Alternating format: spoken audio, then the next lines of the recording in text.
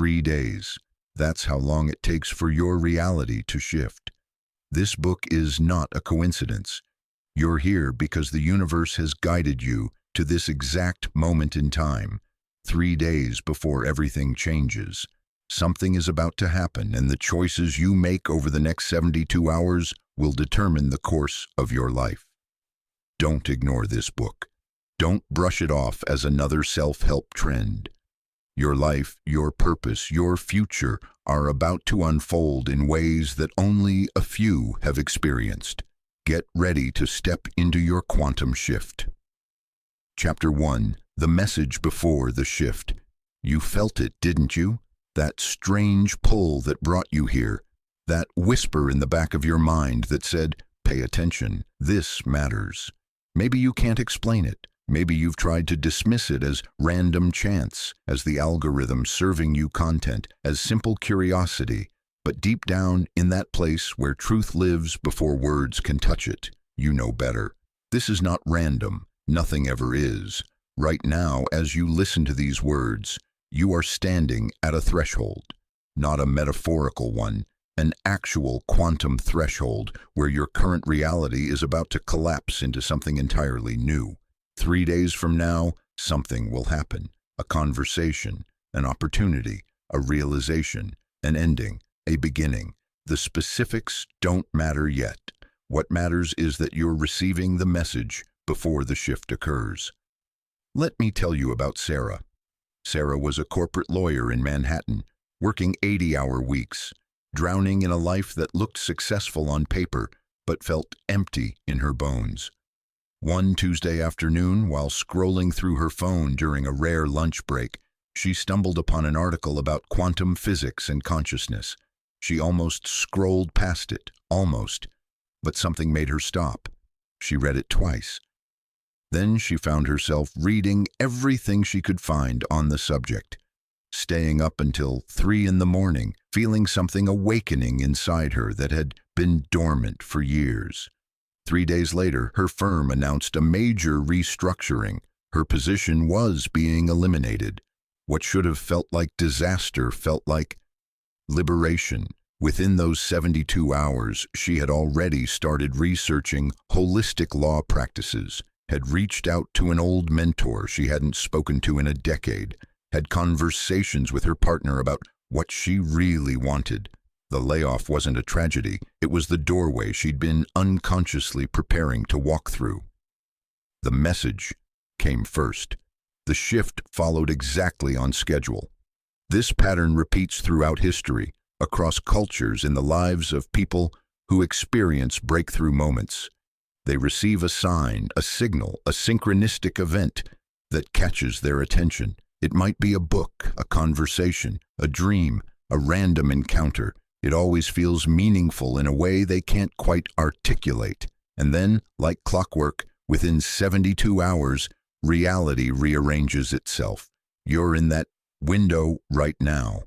The quantum field, this invisible web of energy and possibility that connects everything in existence, is already responding to who you're becoming.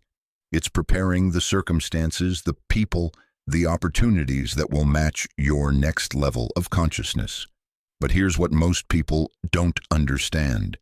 The shift isn't something that happens to you. You're not a passive recipient of fate's whims. You are the catalyst. You are the quantum observer whose attention and intention literally collapse waves of possibility into concrete reality.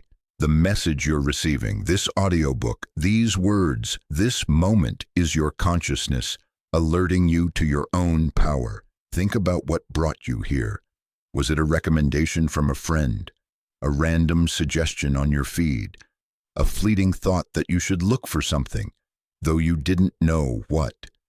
Each of these seemingly small events was actually a quantum breadcrumb dropped by your future self to guide your current self to this exact moment.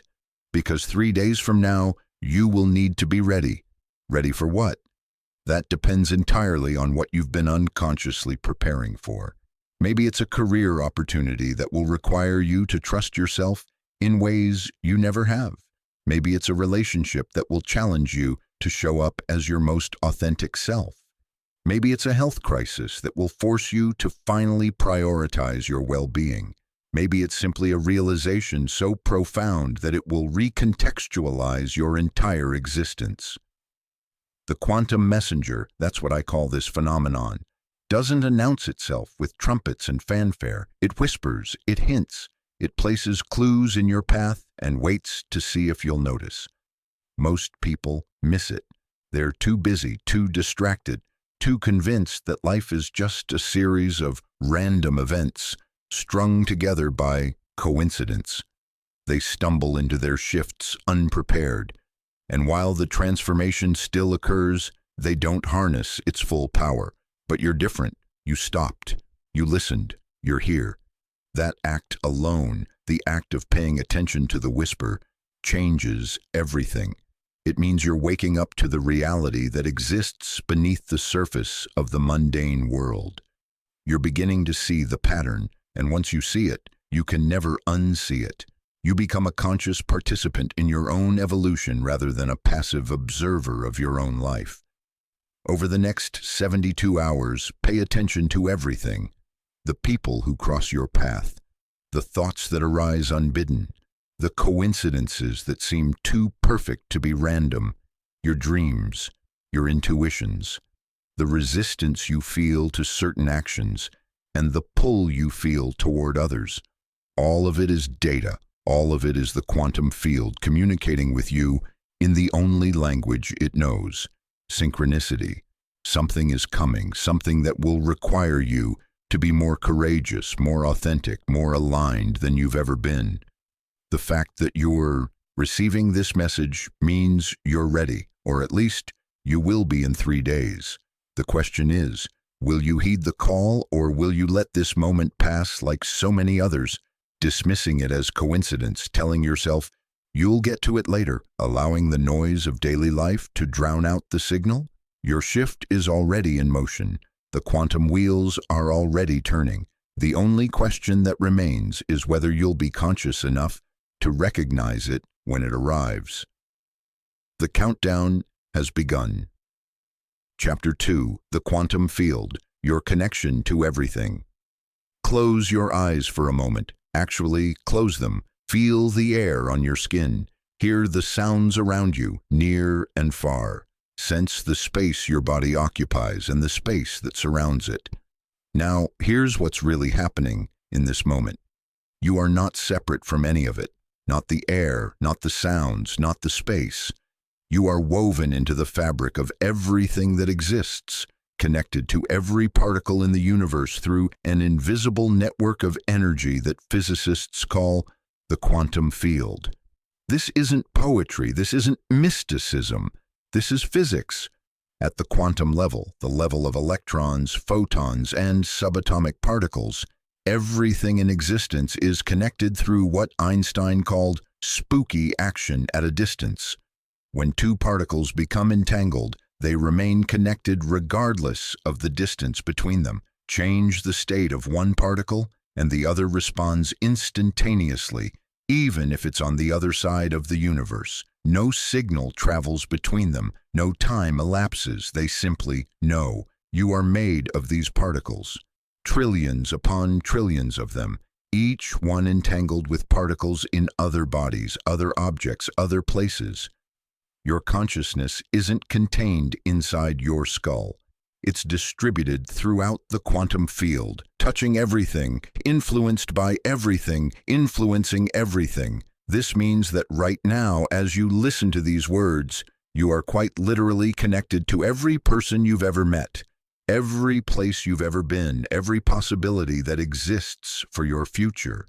The boundaries you perceive, where you end and the world begins, are illusions created by your senses to help you navigate three-dimensional reality. But at the fundamental level, there are no boundaries. There is only the field. Think about what this means for your life. Every thought you think sends ripples through the quantum field. Every emotion you feel broadcasts a frequency that resonates with similar frequencies across the network. When you worry obsessively about money, you're tuning into the channel of scarcity, and the field responds by presenting you with more experiences that match that frequency. When you feel genuine gratitude, you're tuning into abundance, and the field conspires to bring you more things to be grateful for. This is why affirmations work. When they work. It's not because you're tricking your brain into believing something false. It's because you're deliberately choosing which frequency to broadcast into the quantum field, and the field must respond by matching that frequency with corresponding experiences. But here's where it gets even more interesting. The quantum field doesn't just respond to your conscious thoughts. It responds to everything you are, your beliefs, your traumas, your unconscious patterns, your deepest fears and most sacred desires. It's reading you at every level simultaneously and organizing reality to match your entire energetic signature, not just the parts you're aware of. This is why you can affirm abundance all day long and still experience scarcity. If your unconscious mind believes you're unworthy of wealth, if your nervous system is wired for survival mode, if your past experiences have taught you that money is dangerous or scarce or evil, those signals are broadcasting into the field just as loudly as your affirmations, if not more so, and the field responds to all of it. Michael discovered this the hard way. For 5 years, he attended seminars, read books, repeated affirmations, and visualized success. And for 5 years, nothing changed. He remained stuck in the same job, the same relationship patterns, the same financial struggles. He began to believe that manifestation was nonsense, that the law of attraction was just spiritual snake oil sold to desperate people. Then one day, during a particularly intense meditation, he had a realization. He didn't actually want success. Or rather, part of him did, but a deeper part, the part shaped by a father who worked himself to death for a corner office, associated success with loss. Success meant sacrifice. It meant becoming someone he didn't want to be. His unconscious mind was protecting him from achieving the very thing his conscious mind claimed to want. Once he saw this pattern clearly, once he addressed the root belief and healed the association, everything shifted, not overnight, but within weeks, opportunities began appearing. Conversations led to connections. Connections led to offers. Within 6 months, his entire life had reorganized itself around a new frequency. He had changed his signal, and the field had responded. You are doing this too, right now, whether you realize it or not. You are constantly broadcasting your energetic signature into the quantum field, and the field is constantly responding by showing you a reality that matches that signature. Every person you encounter is a mirror. Every situation you experience is feedback.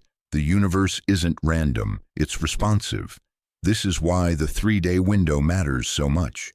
When a shift is coming, when you're on the verge of a breakthrough, the quantum field begins preparing the ground.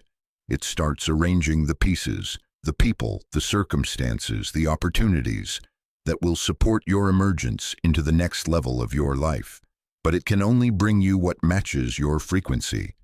If you're broadcasting fear, it will bring you challenges that ask you to become courageous. If you're broadcasting unworthiness, it will bring you situations that invite you to claim your value. The field doesn't punish you, it teaches you.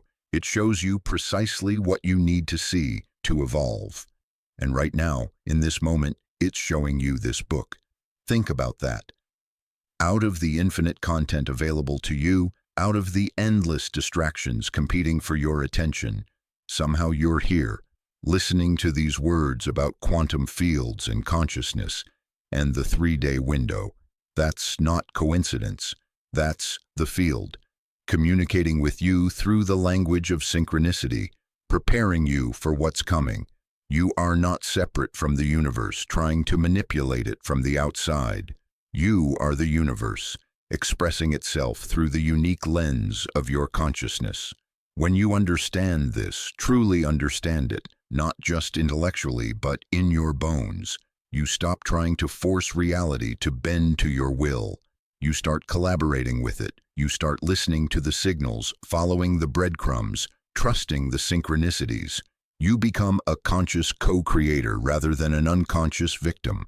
The quantum field is always communicating with you through intuitions, through coincidences, through the people who appear at exactly the right moment with exactly the right message, through the book that falls off the shelf, through the song that plays just when you need to hear it, through the opportunity that emerges just as you're ready to receive it. Your job isn't to make things happen.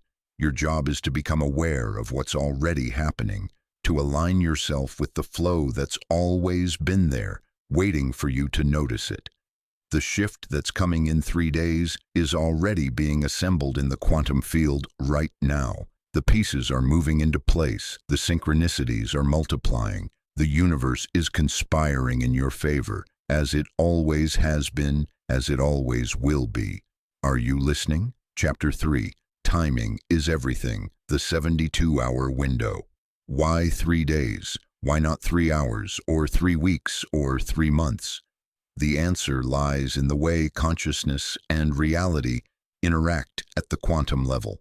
You see, transformation doesn't happen instantaneously, despite what the highlight reels of social media might suggest. Real, lasting change requires a gestation period, a window of time where the old reality is dissolving and the new reality is crystallizing, but neither is fully formed yet.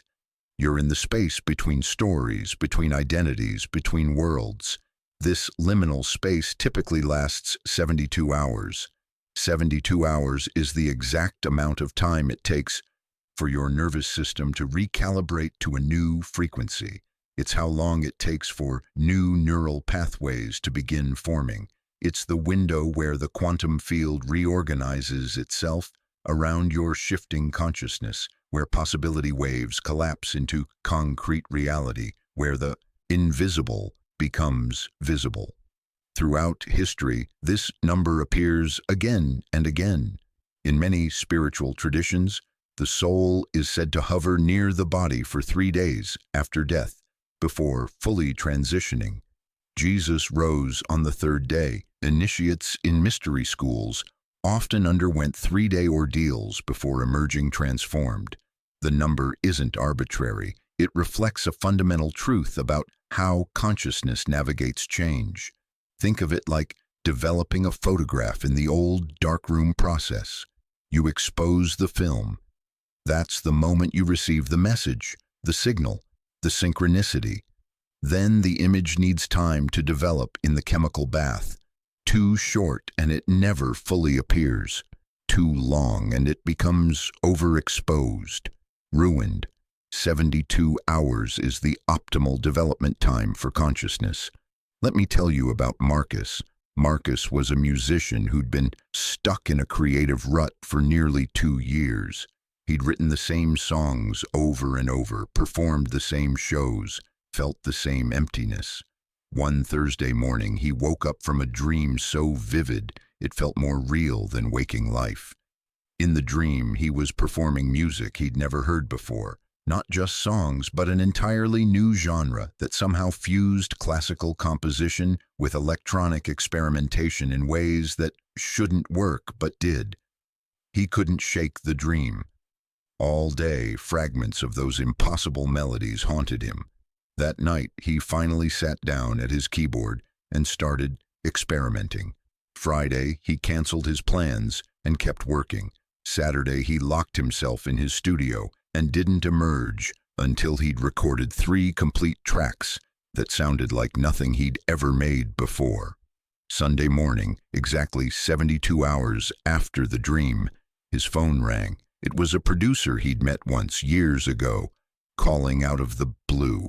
They were looking for someone to score an experimental film, something that blended classical and electronic, something that pushed boundaries. Did Marcus have anything like that? The shift had been preparing itself for 3 days. The message came first. The gestation period followed. The manifestation arrived right on schedule. This pattern repeats constantly once you start looking for it.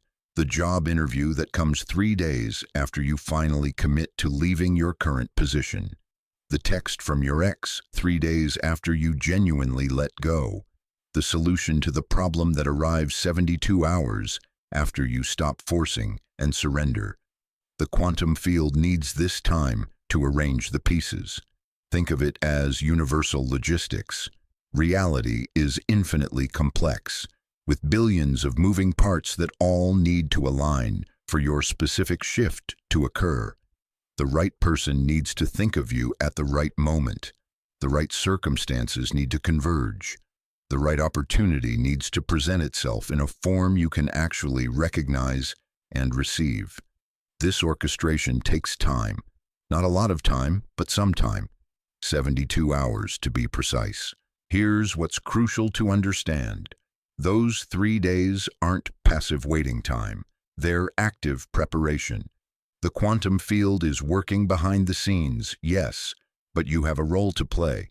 These 72 hours are your window to align yourself with the shift that's coming, to clear the obstacles that might prevent you from recognizing or receiving it, to elevate your frequency to match the reality you're about to step into. Most people waste this window. They receive the message and dismiss it. They feel the pull and ignore it. They notice the synchronicity and rationalize it away. Then, when the shift arrives 3 days later, they're unprepared. They miss the opportunity. They fumble the conversation. They let fear override intuition. They stay in the familiar instead of stepping into the unknown. The shift still happens. The quantum field delivers on schedule. But without conscious participation, it often arrives as crisis rather than opportunity. The job loss that could have been a liberation becomes a trauma. The relationship ending that could have been a conscious uncoupling becomes a devastating blow. The health scare that could have been a wake-up call becomes a prolonged struggle. The event is the same. The readiness determines everything. So what do you do with these 3 days? First, you pay attention, radical attention. You notice everything, the thoughts that arise, the people you encounter, the coincidences that multiply. You start keeping a journal of synchronicities. You track the breadcrumbs the universe is leaving for you. Second, you clear. You identify and release the beliefs, patterns, and energies that are misaligned with where you're going. If you're being called to step into leadership, but you're still carrying shame about being visible, these 3 days are when you clear that shame. If you're being invited into intimacy, but you're still guarded from past wounds, this is when you do the healing work. Third, you calibrate. You consciously raise your frequency to match the reality you're preparing to enter. You practice embodying the version of yourself who has already made this shift. You feel the feelings, think the thoughts, take the actions that future self would take. And fourth, you trust. You surrender the need to control how the shift will unfold and trust that the quantum field knows what it's doing. You stay open to surprises. You remain flexible. You let the universe blow your mind with its creativity. 3 days, 72 hours, the most potent window for transformation that exists in human consciousness. You're in it right now. The clock started the moment you felt the pull toward this audiobook. The message has been delivered. The quantum field is arranging your shift as we speak. The only question is, how will you use this time? Chapter 4. The 5 Quantum Laws that will guide you. The quantum field operates according to precise laws, not arbitrary rules, but fundamental principles that govern how consciousness and reality interact. Once you understand these laws, once you learn to work with them instead of against them, you become a master of manifestation rather than a victim of circumstance. These are the 5 quantum laws that will guide you through your shift. Quantum law number 1, the law of observation. At the quantum level, particles exist as waves of probability until they're observed. The act of observation literally collapses the wave function. transforming potential into actuality. Your attention is not passive, it's creative. Where you place your focus, energy flows. What you observe, you bring into being. This is why two people can experience the same event completely differently. They're literally observing and therefore creating different realities from the same raw material of possibility. One person attends a networking event and sees a room full of opportunities. Another sees a room full of threats. Both are right because both are creating their reality through the lens of their observation. In your 3-day window, you must become ruthlessly conscious of what you're observing. Are you focusing on lack or abundance, problems or solutions, what's wrong or what's possible? Your shift will manifest according to where you place your attention. Choose wisely. Quantum law, R2, the law of vibration.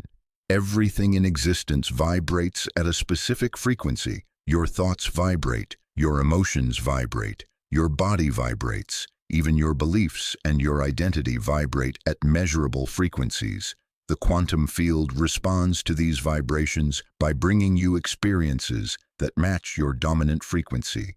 This is the scientific basis for the law of attraction. Like attracts like, not because the universe is playing favorites, but because resonance is a fundamental property of physics. A tuning fork vibrating at 440 Hz will cause another tuning fork tuned to 440 Hz to vibrate in response even across a room. You are constantly emitting a complex signature of vibrations, and the quantum field is constantly matching that signature with corresponding experiences. Fear vibrates at a low frequency. Love vibrates at a high frequency. Scarcity low, abundance high, resentment low, gratitude high. Your shift will arrive at whatever frequency you're predominantly broadcasting.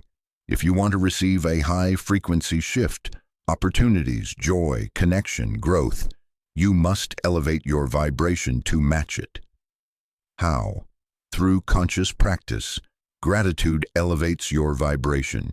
So does movement, music, laughter, nature, and acts of kindness. For the next 3 days, treat your vibration like a sacred responsibility. Guard it, cultivate it, refuse to let circumstances, news, or other people's energy bring you down. You're preparing to receive something magnificent. Match its frequency. Quantum law, number 3, the law of entanglement. You are not separate from anyone or anything in this universe.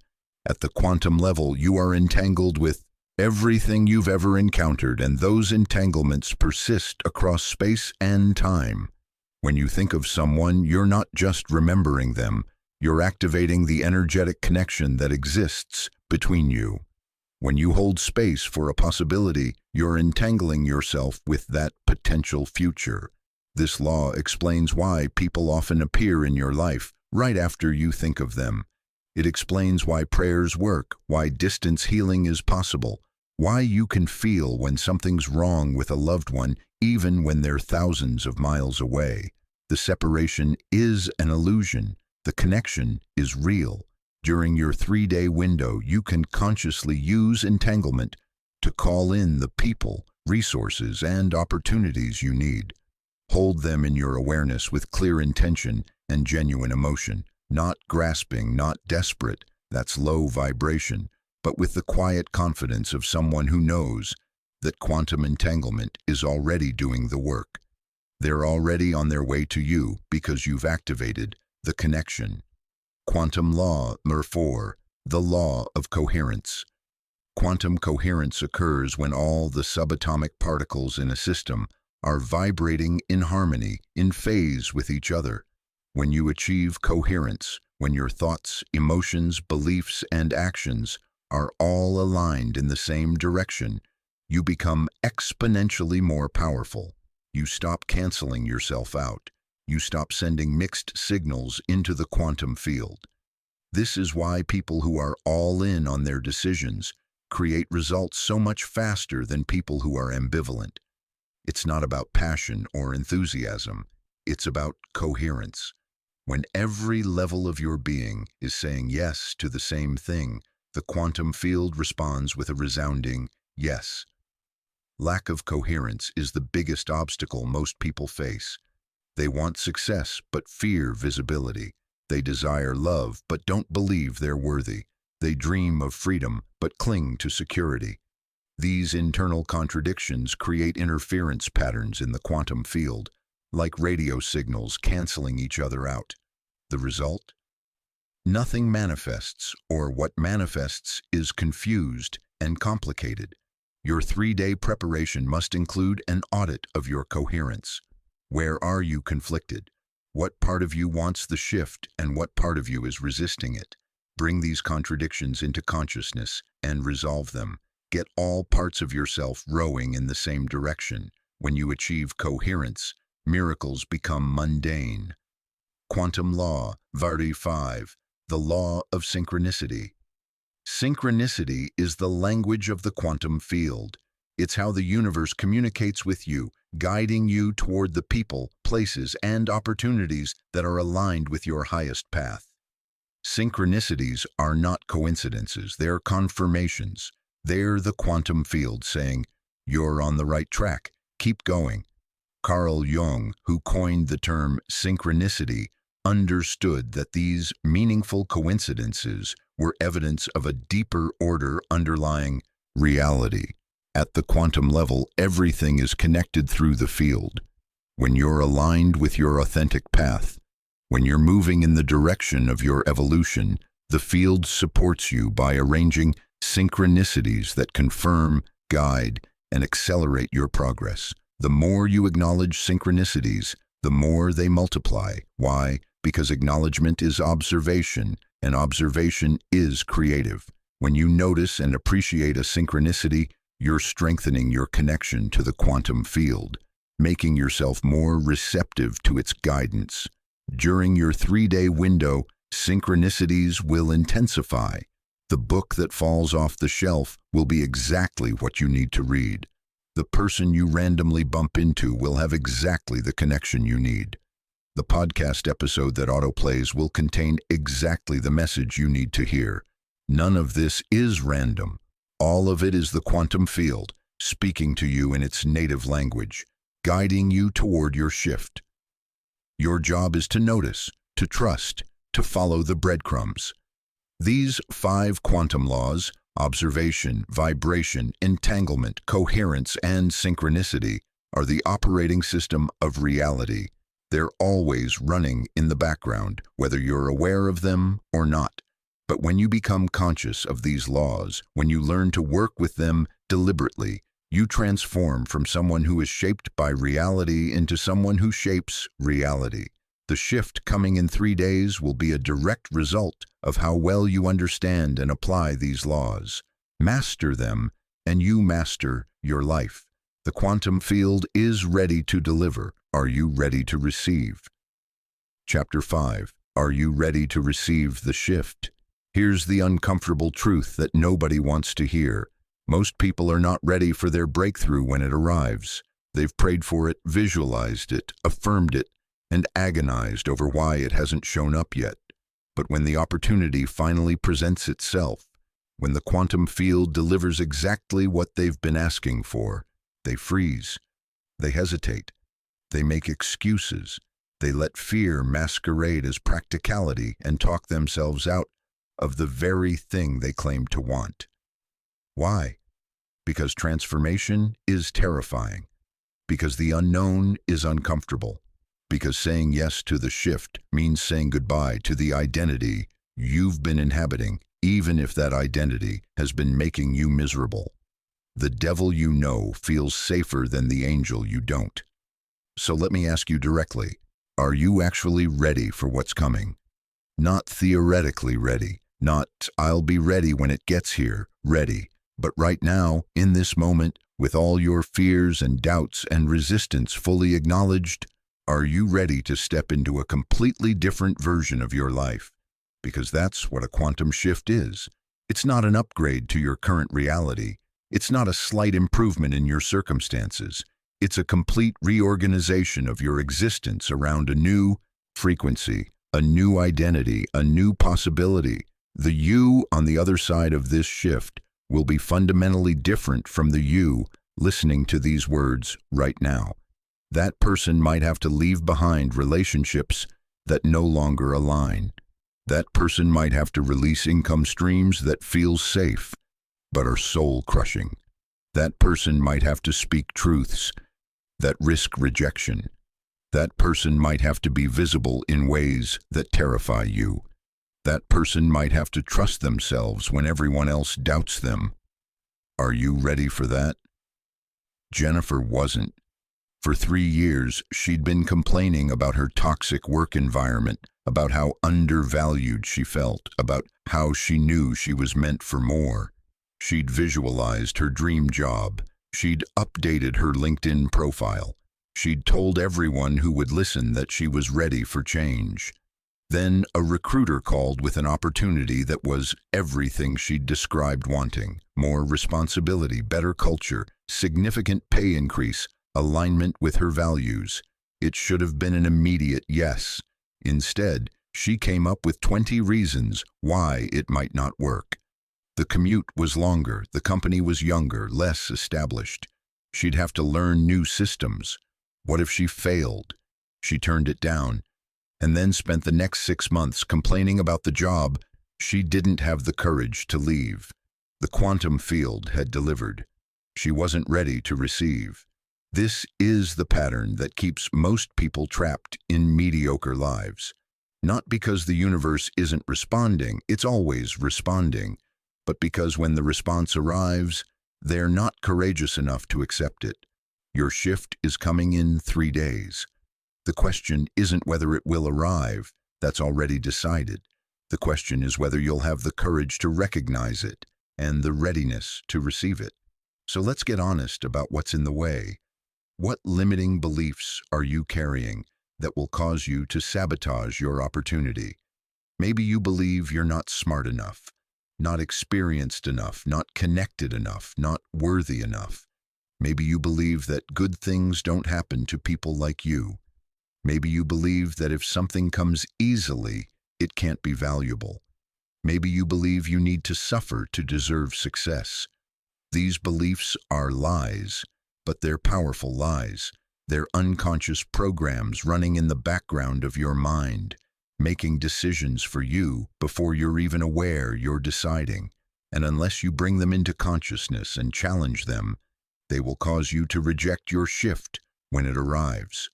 What fears are you harboring? Fear of success is just as paralyzing as fear of failure. Fear of judgment, fear of responsibility, fear of change, fear of discovering that even when you get what you want, you still won't be happy. These fears are normal. They're part of being human. But if you let them run your life, you'll stay small forever. What comfort zones are you clinging to? That job you hate, but that pays the bills. That relationship that's familiar, even though it's unfulfilling. That identity you've built, even though it no longer fits.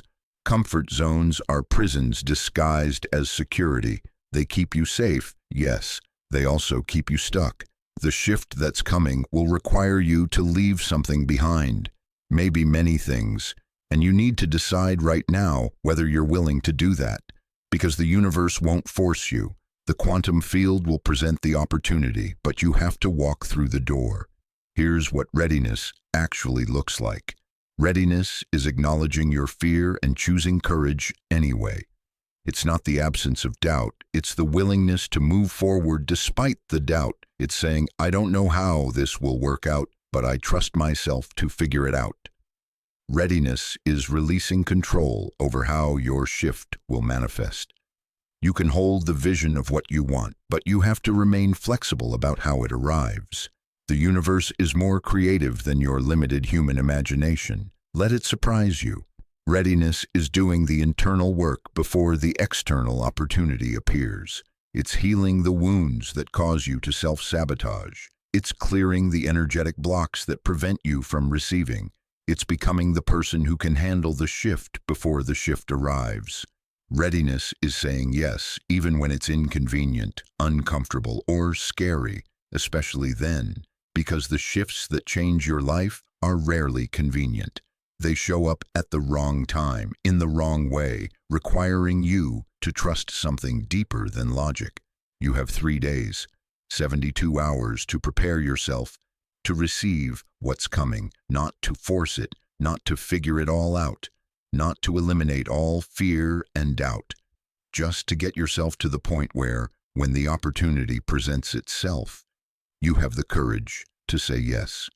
Because the quantum field is already delivering, the synchronicities are already multiplying, the people are already moving into position, the circumstances are already arranging themselves.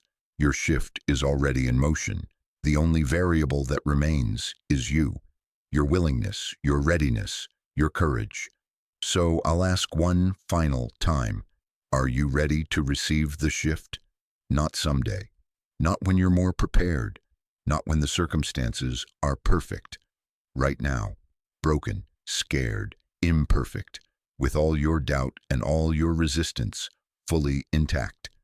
Are you ready to say yes anyway? Because in 3 days, the quantum field will ask you this question again, but it won't use words. It will present you with a choice, a moment, an opportunity, and in that moment, everything you've learned in this act, everything you've prepared for in these 3 days will be tested. The message has been delivered. The laws have been revealed. The window is open. Now comes the most important part, becoming someone who is ready to receive. Your shift is coming. Make sure you're ready to catch it. Chapter 6. Day 1. Recognizing your patterns. Welcome to Day 1. The clock is ticking. Right now, somewhere in the quantum field, the pieces of your shift are moving into position. A conversation is being prepared. A person is thinking about calling you.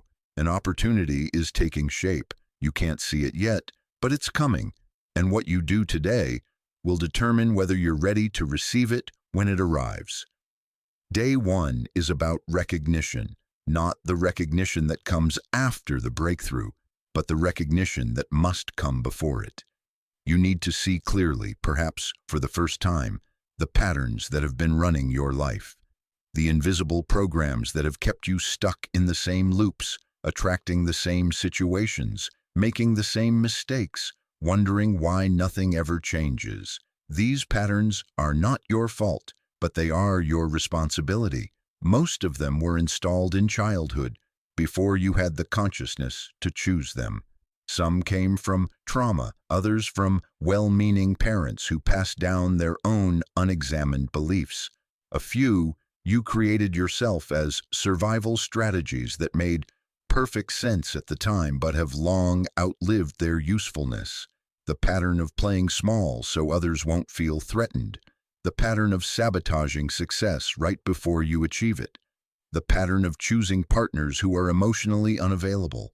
The pattern of staying busy to avoid feeling.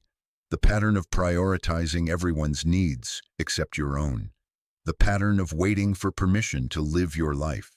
You know which patterns are yours. You've bumped up against them 1,000 times. You've promised yourself you'd change them. You've read the books, attended the workshops, made the declarations, and yet here you are, still running the same programs.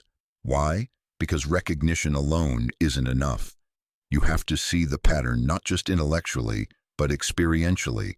You have to catch it in the act, in real time as it's happening. You have to feel the moment when the old program tries to take over and consciously choose something different. Today is the day you become the observer of your own mind. Let me tell you about David. David was a software engineer who'd been passed over for promotion 3 times. Each time he told himself it was politics, bad luck, timing. Each time he grew more bitter and resentful. He was brilliant, everyone knew it, so why couldn't he get ahead? On his day 1, he started paying attention to his patterns in meetings, and he noticed something he'd never seen before. Every time he had an idea, he'd immediately undercut it. This might be stupid, but, or I'm probably wrong, but, or feel free to ignore this. He was sabotaging himself in real time, signaling to everyone that his ideas weren't valuable before anyone else even had a chance to evaluate them. When he tracked this pattern back, he remembered his older brother constantly mocking his childhood ideas, making him feel stupid. He'd learned to preemptively dismiss his own thoughts to avoid the pain of someone else doing it. That 7-year-old survival strategy was still running his 42-year-old career. Once he saw it clearly, truly saw it, not just understood it intellectually, he could choose differently.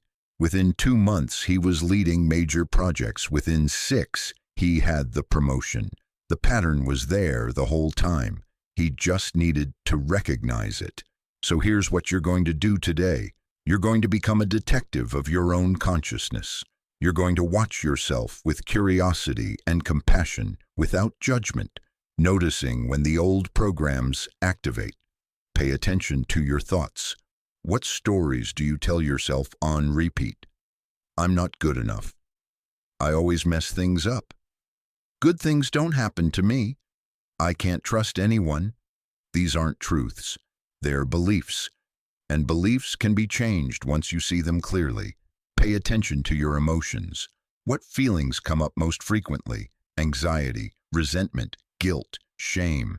These emotions are messengers, pointing you toward the unhealed wounds and unexamined beliefs that are creating your current reality. Don't push them away. Listen to what they're trying to tell you. Pay attention to your behaviors. What do you do when you're stressed? When you're scared? When success is within reach? Do you shut down, lash out, sabotage, distract? These behaviors are clues to your deeper patterns. Pay attention to your relationships. Do you keep attracting the same type of person in different bodies? Do you always end up in the same role?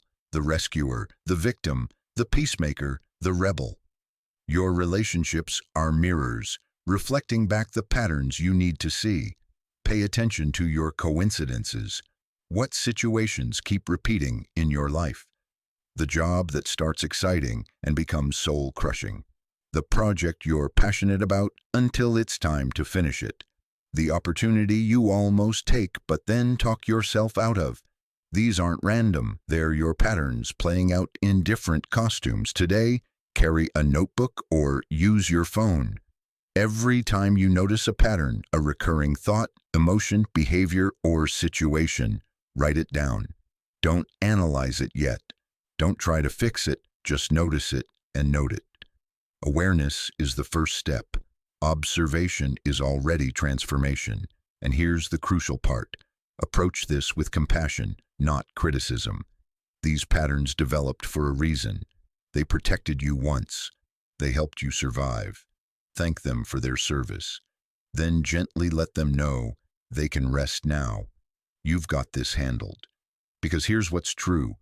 Your patterns are not who you are. They're just programs running in your consciousness, and programs can be rewritten. But first, they must be seen.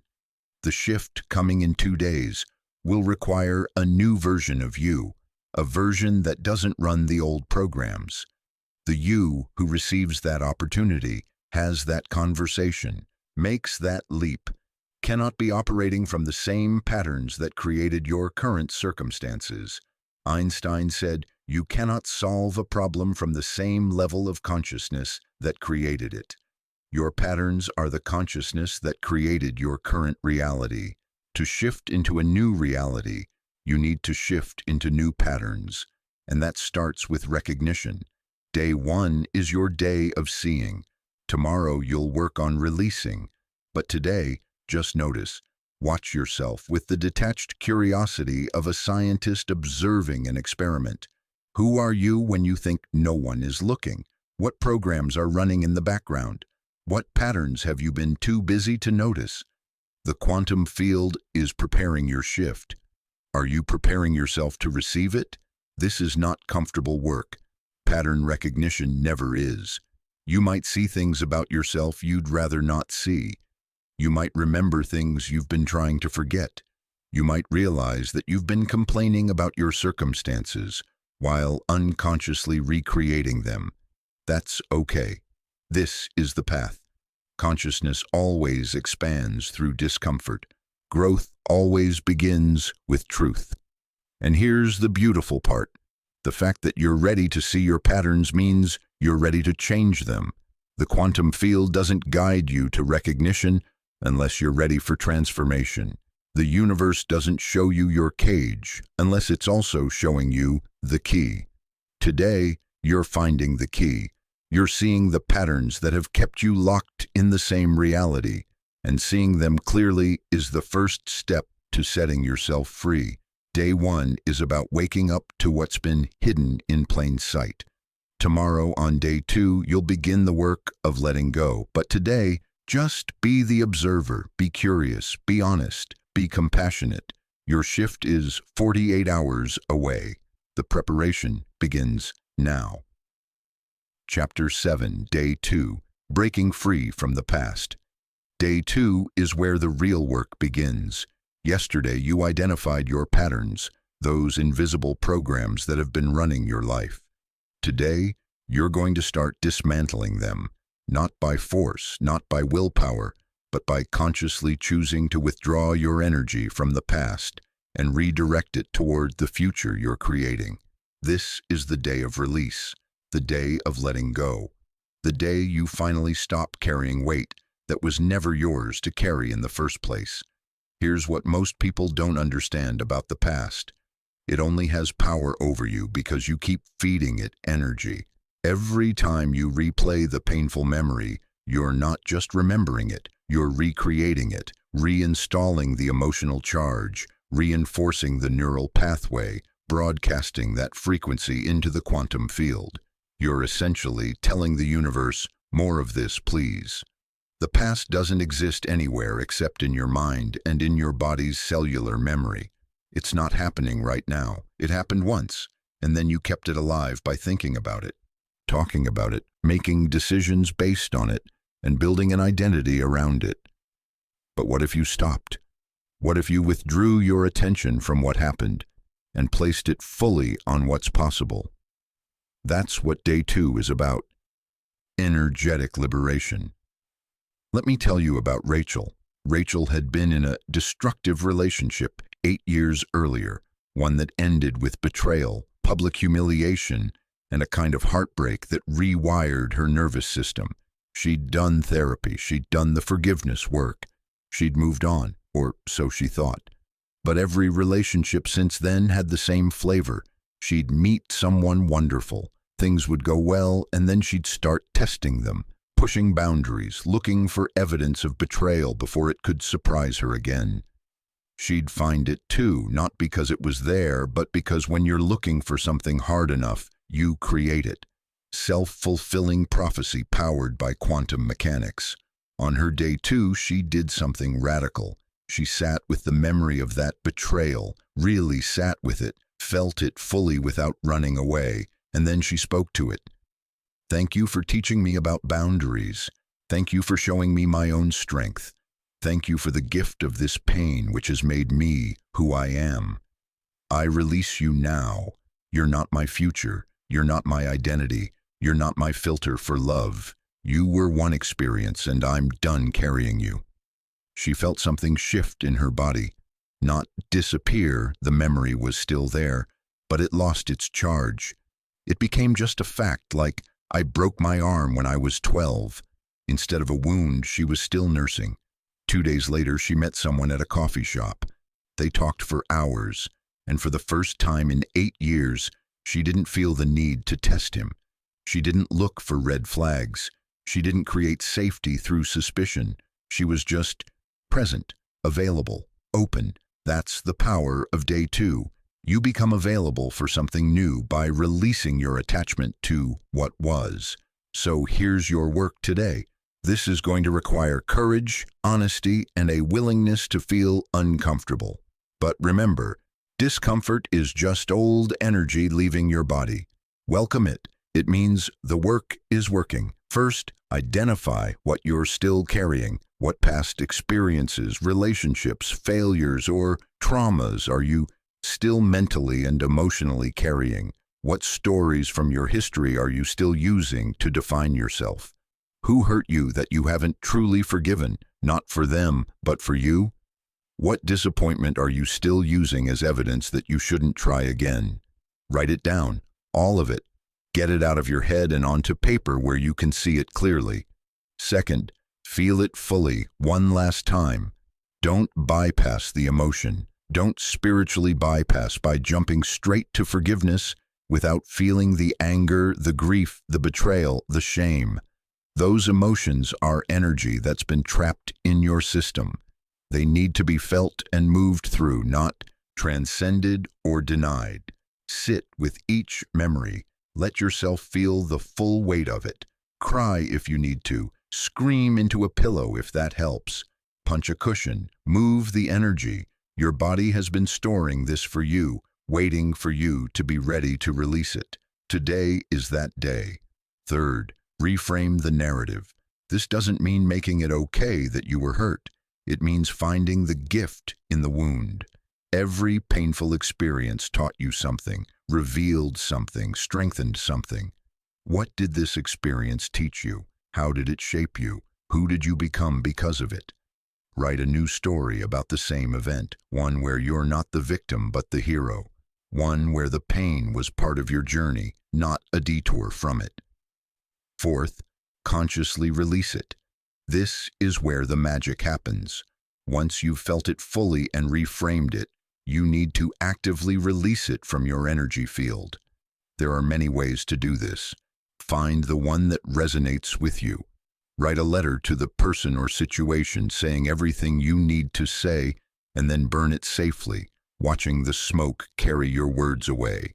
Visualize the memory as a physical object you've been carrying. Feel its weight, and then imagine setting it down and walking away.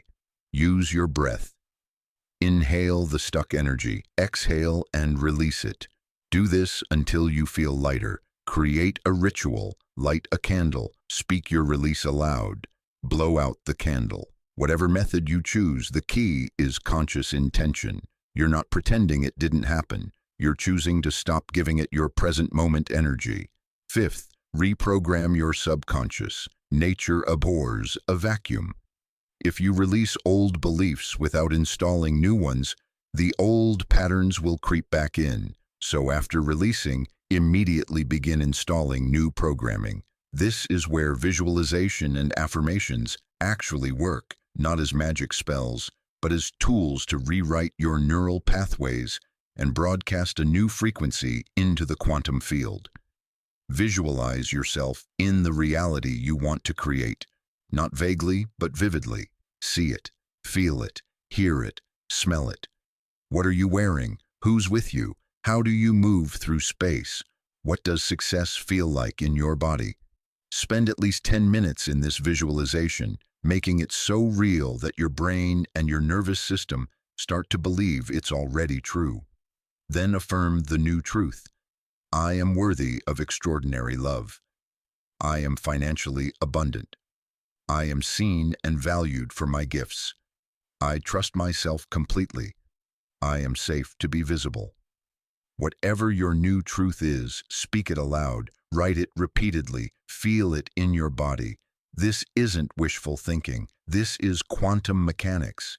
You're collapsing the wave function of possibility into a specific outcome by observing it with intention and emotion.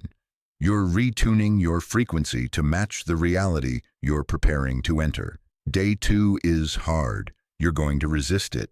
Part of you will want to skip this step, to keep the armor on, to hold on to the familiar identity you've built around your wounds.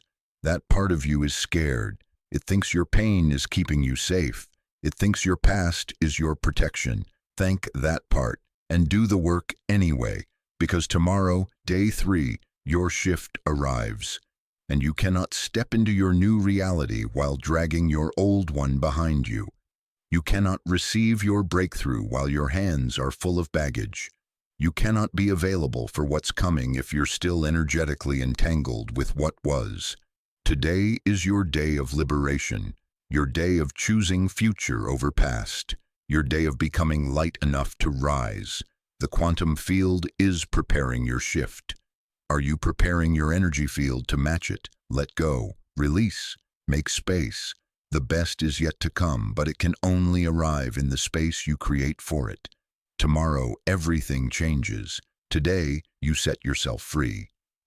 Chapter 8, Day 3, The Quantum Shift begins. This is it. Day 3, the day the quantum field delivers. Can you feel it? That electricity in the air, that sense that reality is vibrating at a different frequency today. You're not imagining it. The shift is here. Right now, as you listen to these words, the circumstances that will change your life are already in motion. The person is picking up the phone. The opportunity is forming. The realization is crystallizing. The moment is approaching. But here's what you need to understand. The shift isn't something that happens to you. It's something that happens through you.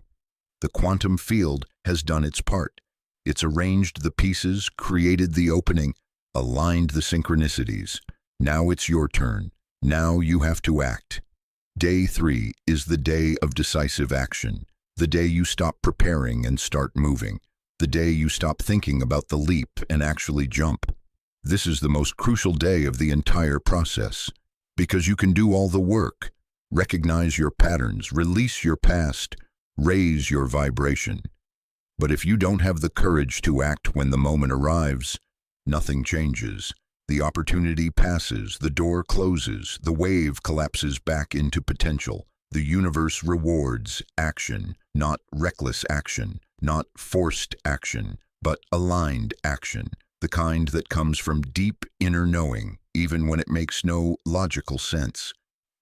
Let me tell you about James. James was a middle manager at a pharmaceutical company, deeply unhappy but terrified to leave. For 2 years he'd been having the same recurring dream.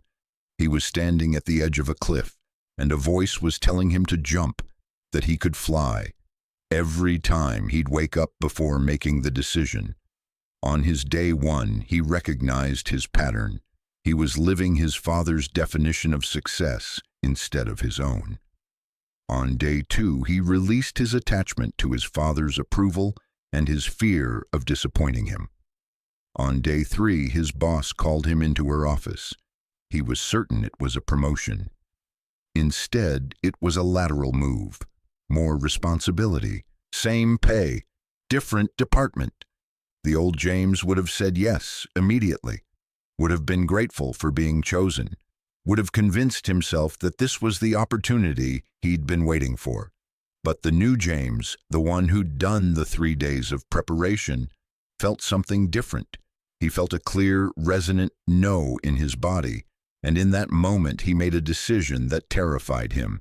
He declined the offer, and then, before he could talk himself out of it, he gave his notice. He had no backup plan, no savings cushion, no guarantee of what came next. Just a bone-deep knowing that staying was spiritual death and leaving was the leap he'd been dreaming about. Within 3 days, yes, another 3-day cycle, a former colleague called about a startup that needed someone with James's expertise.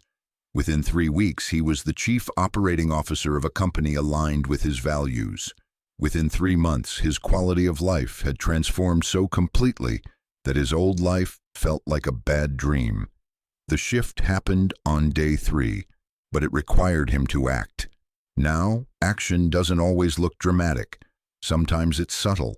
Sometimes it's saying yes instead of no. Sometimes it's making the call you've been avoiding. Sometimes it's having the conversation you've been delaying.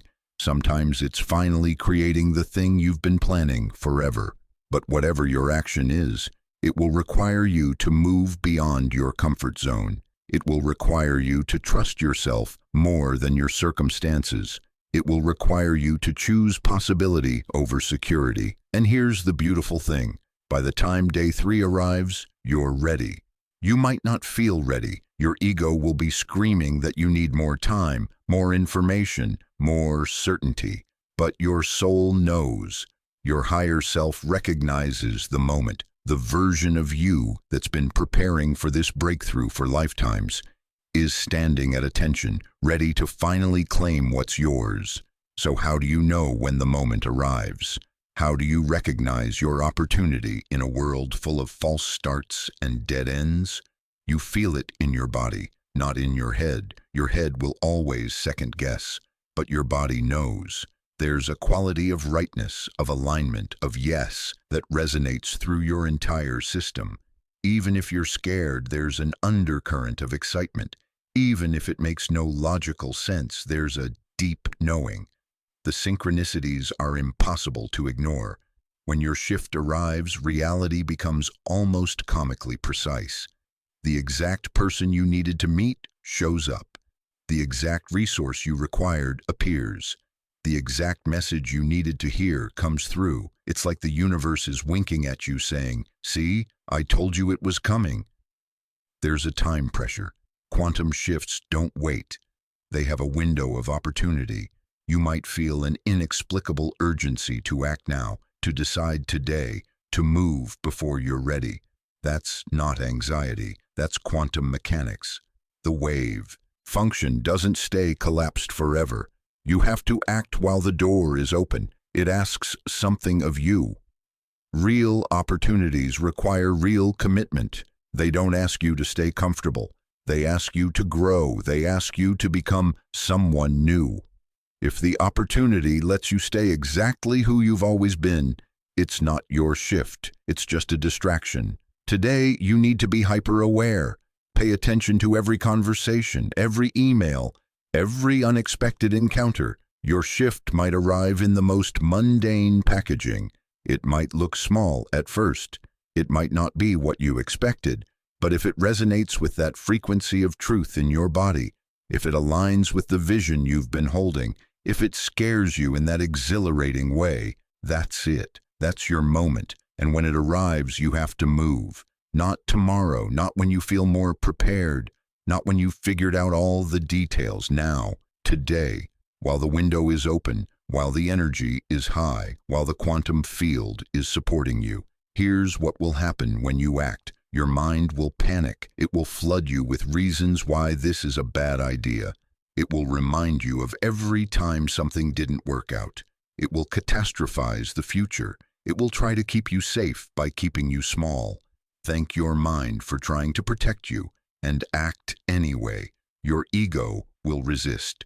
It will feel like you're dying, because in a sense, you are. The old identity is dissolving. The familiar self is being left behind. Ego death feels like actual death, but it's not. It's rebirth. Your circumstances might temporarily get worse before they get better. That's normal. When you make a quantum leap, there's often a lag time between the decision and the manifestation. You might feel like you made a terrible mistake. You might wonder if you misread the signs. You might want to go back. Don't. Trust the process. The quantum field is rearranging reality to match your new frequency. Give it time. This is day 3. This is your day of courage, your day of trust, your day of finally becoming the person you've been preparing to be. The shift is here. The opportunity is arriving. The moment is now. What are you going to do about it? Don't overthink it. Don't make it harder than it is. Just follow the next obvious step. Take the action that's right in front of you. Make the call. Send the email. Have the conversation. Submit the application. Create the thing. Say the words. Leap. The quantum field has delivered. Now it's your turn. Day 3 is not the end. It's the beginning. It's the moment everything changes. It's the moment you stop being who you were and start becoming who you're meant to be. This is your quantum shift. Welcome to the rest of your life. Chapter 9. The Power of Surrender. Now comes the paradox that confuses everyone. After taking decisive action on day 3, you have to surrender completely. This seems contradictory, doesn't it? Act with total commitment, then let go with total trust. Move with intention, then release all attachment to the outcome. Choose with certainty, then surrender control over how it unfolds. Welcome to the quantum dance. This is how reality works at the deepest level, and understanding this principle is what separates people who manifest occasionally from people who live in a constant state of flow. Here's the truth. Action without surrender becomes force. Surrender without action becomes passivity. But action combined with surrender? That's alchemy. That's how you work with the quantum field instead of against it. Think of it like archery. You pull back the arrow with strength and precision. That's your action, your intention, your commitment. You aim with total focus. That's your clarity, your vision, your decision. But then, at the perfect moment, you have to release. You have to let the arrow fly. You can't control it once it leaves the bow. You can't follow it through the air, adjusting its trajectory. You have to trust the laws of physics to do their work. That release, that trust, that letting go, that's surrender. And without it, the arrow never flies. Most people pull back the bow but never release. They set the intention but can't stop trying to control every detail of how it manifests. They take action but then micromanage the universe, second-guessing every step, freaking out when things don't unfold exactly as they imagined. That's not collaboration with the quantum field. That's wrestling with it, and the quantum field always wins. Let me tell you about Elena. Elena was a documentary filmmaker who'd been trying to get funding for her passion project for 3 years.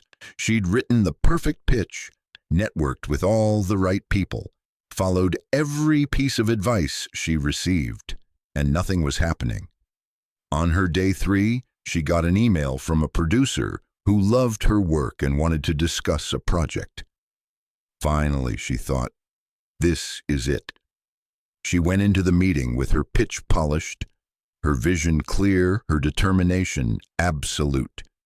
But the producer wasn't interested in her passion project. He wanted her for something completely different, a nature documentary series that would require her to spend 6 months in remote locations. It wasn't what she planned. It wasn't what she wanted.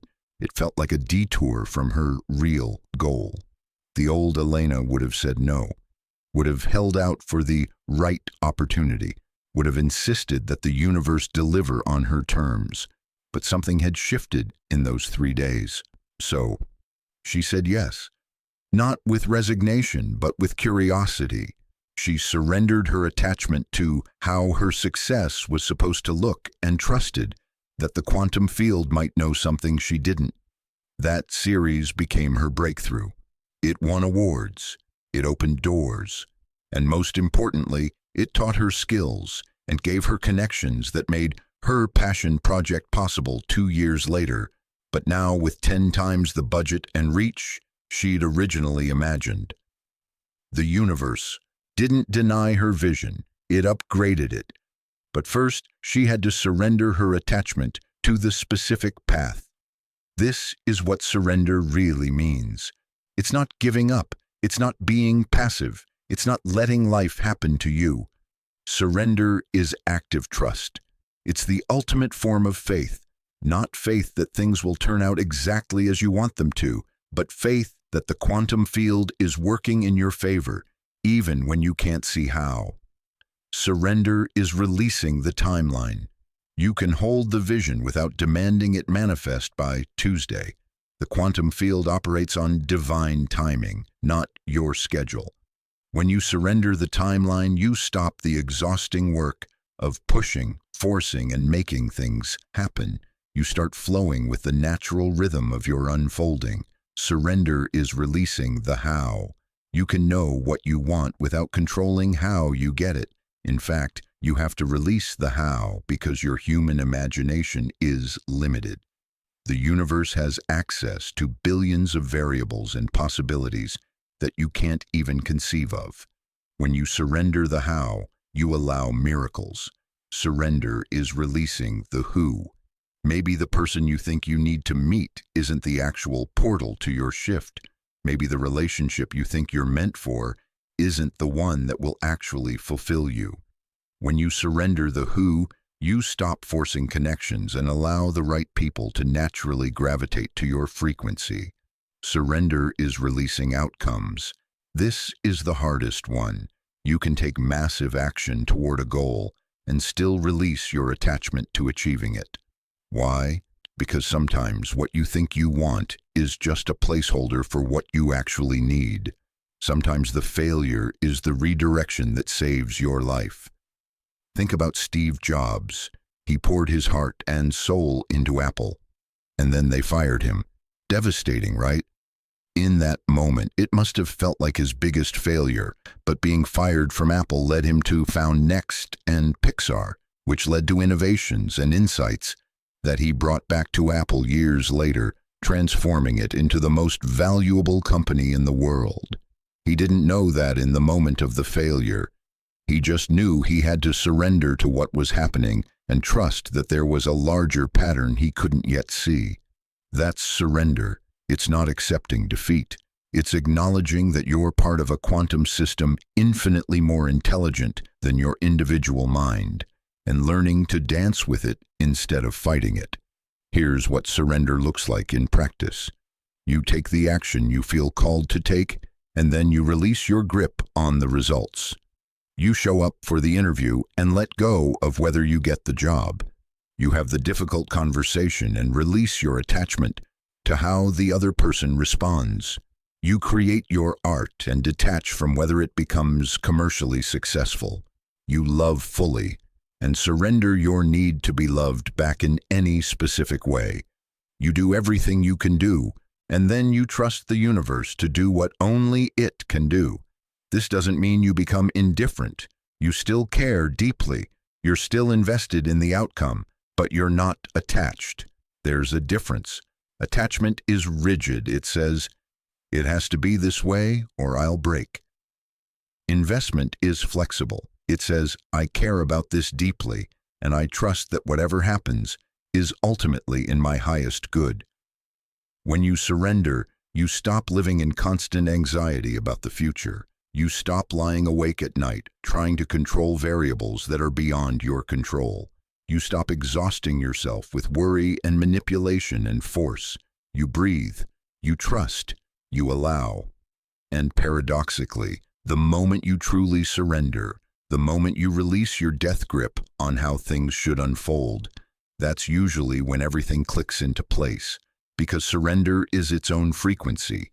It broadcasts trust into the quantum field, and the field responds to trust by delivering experiences that confirm your trust was warranted. You've taken your leap, you've acted with courage, you've said yes to your shift. Now surrender. Let the quantum field do what it does best. Conspire in your favor in ways you never could have orchestrated yourself. Trust the timing, trust the path, trust the process, trust yourself. Trust the universe. Your shift is unfolding exactly as it should. Surrender to the perfection of this moment, even if it doesn't look like what you expected. The best is yet to come. Chapter 10, Recognizing the Moment. The universe responds. You did it. You recognized your patterns. You released your past. You took the leap. You surrendered to the process. And now, right on schedule, the universe is responding. But here's what nobody tells you. When the shift arrives, it might not look the way you expected. In fact, it almost never does. The quantum field is endlessly creative, and it loves to surprise you. It loves to deliver your breakthrough in packaging you wouldn't have chosen, through paths you wouldn't have considered, in timing that initially feels wrong, but later reveals itself to be perfect. So the final skill you need, the skill that separates people who receive their shifts from people who miss them, is the ability to recognize the moment when it arrives. This is harder than it sounds, because your breakthrough doesn't usually announce itself with fanfare. It doesn't arrive labeled, "This is your quantum shift." Sometimes it comes disguised as a problem. Sometimes it looks like an ending. Sometimes it feels like a detour. Sometimes it's so subtle you might dismiss it as coincidence. But when you know what to look for, the signs are unmistakable. The first sign, reality becomes surreal. When your shift arrives, there's a quality of unreality to events. Things happen that seem too perfect, too precisely timed, too bizarrely synchronistic to be random. You think of someone and they text you 5 seconds later. You need a specific resource and it appears the same day. You have a question and the answer shows up in 3 different forms within an hour. This isn't wishful thinking. It's quantum entanglement manifesting in real time. The boundaries between your inner world and outer world become permeable. What you need and what arrives sync up with impossible precision. Pay attention to this. When reality starts feeling orchestrated, you're in your shift. The second sign, your body knows before your mind does. Remember, your body is a quantum antenna, picking up frequencies your mind can't process. When your shift arrives, you'll feel it physically. Maybe it's a rush of energy, a sudden calm, a tingling sensation, a feeling of absolute rightness that you can't explain logically. Maybe you'll laugh for no reason, or cry with relief, or feel a weight lifting from your chest. Your body is signaling that you're in alignment with your highest path. Trust it. Even if your mind is screaming that this makes no sense, if your body is saying yes, follow the body. The third sign, the impossible becomes obvious. Suddenly, the path forward that seemed blocked or unclear becomes startlingly simple. You have a moment of crystal clarity where you just know what to do next. It's not that you figured it out through analysis, it's more like the answer was always there, and someone finally turned on the lights so you could see it. This clarity is the quantum field communicating directly with your consciousness, bypassing your overthinking mind. When you experience it, act immediately. These moments of knowing are time-sensitive. The clarity can fade if you wait too long. The fourth sign, people appear with perfect timing. The right person says the right thing at the right moment. Someone you haven't heard from in years reaches out. A stranger strikes up a conversation that leads exactly where you need to go. A mentor appears. A collaborator emerges. A connection is made that changes everything. These aren't coincidences. The quantum field arranges people like chess pieces, moving them into position at precisely the right time. When this starts happening, you're not just in your shift. You're in a full-blown quantum orchestration.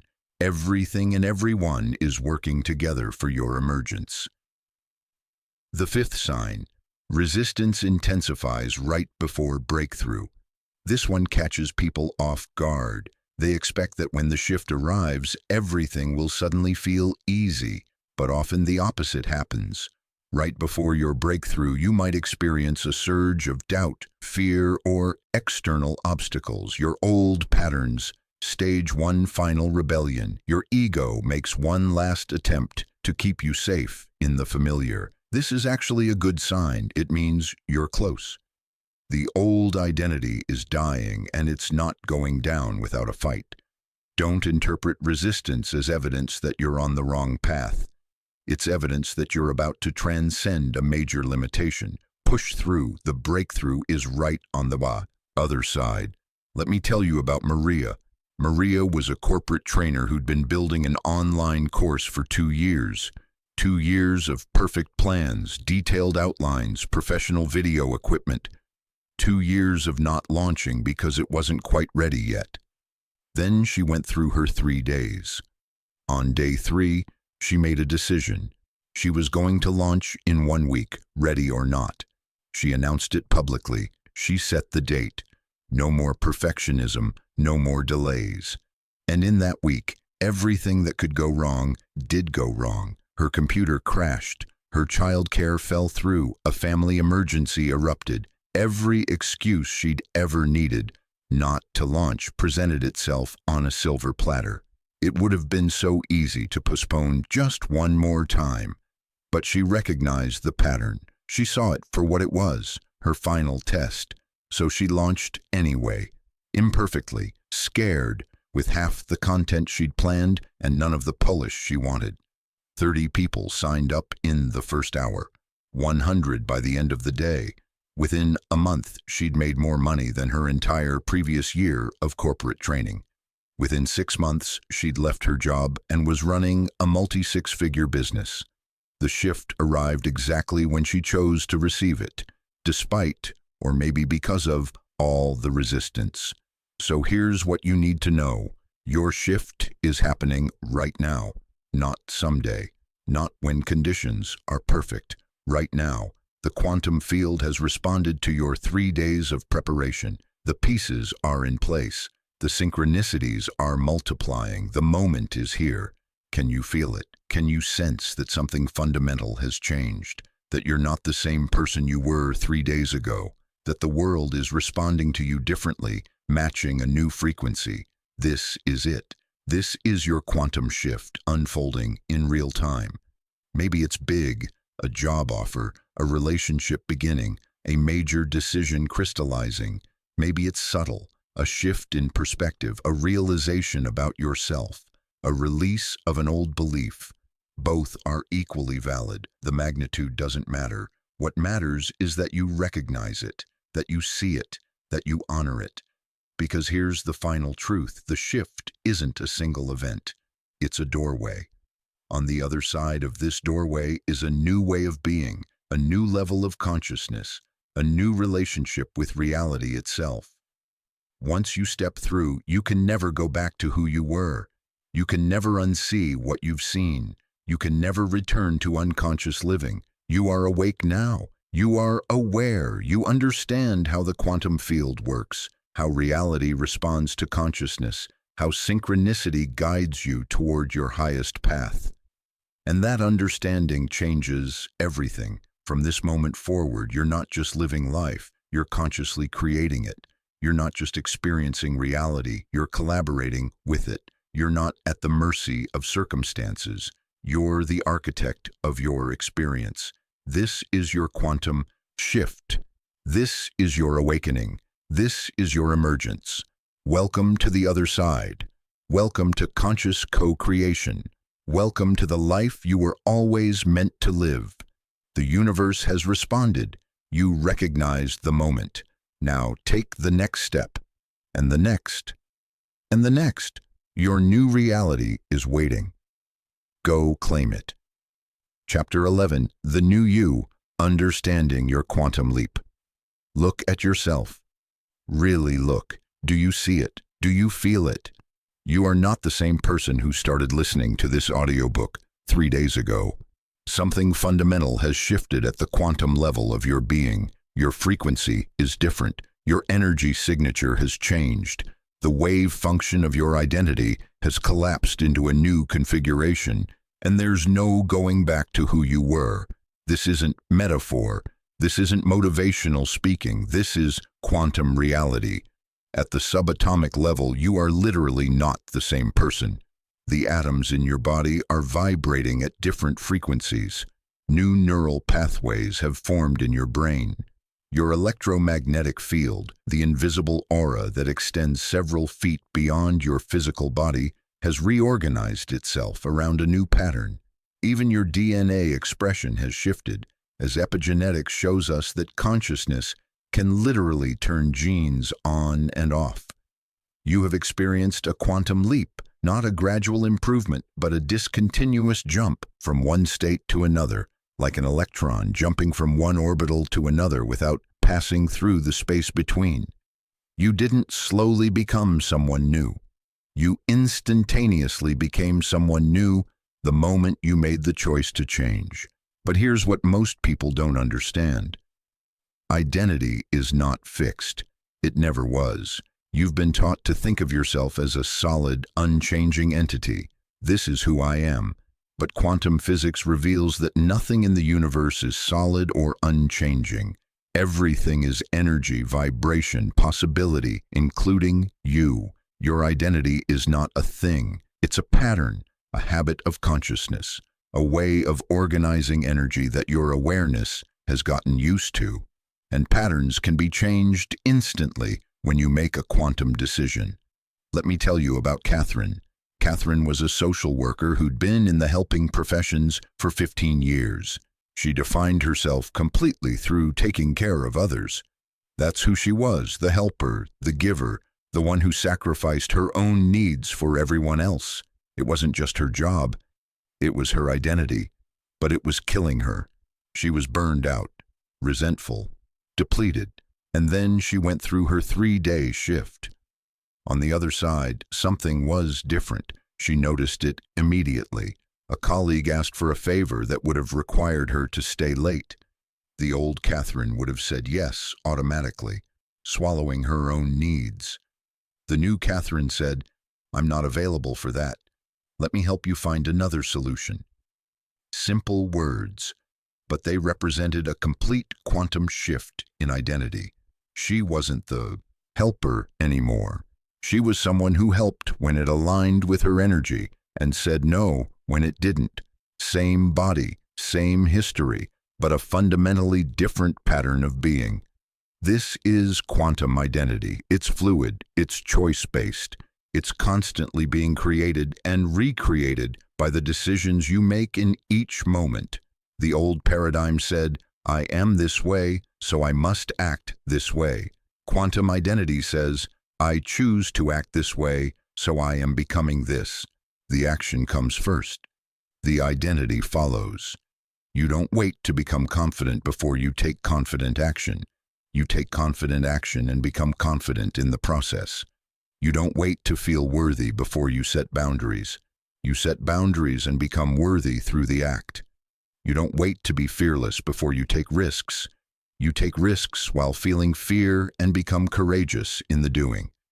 This is how quantum transformation works. It's not about self-improvement. It's about self-reinvention, and it happens in an instant, in the space of a single choice. Right now, you're standing in that space. You've made the quantum leap. But here's the crucial part. You have to consciously claim your new identity. You have to recognize that you're different now and start acting from that difference.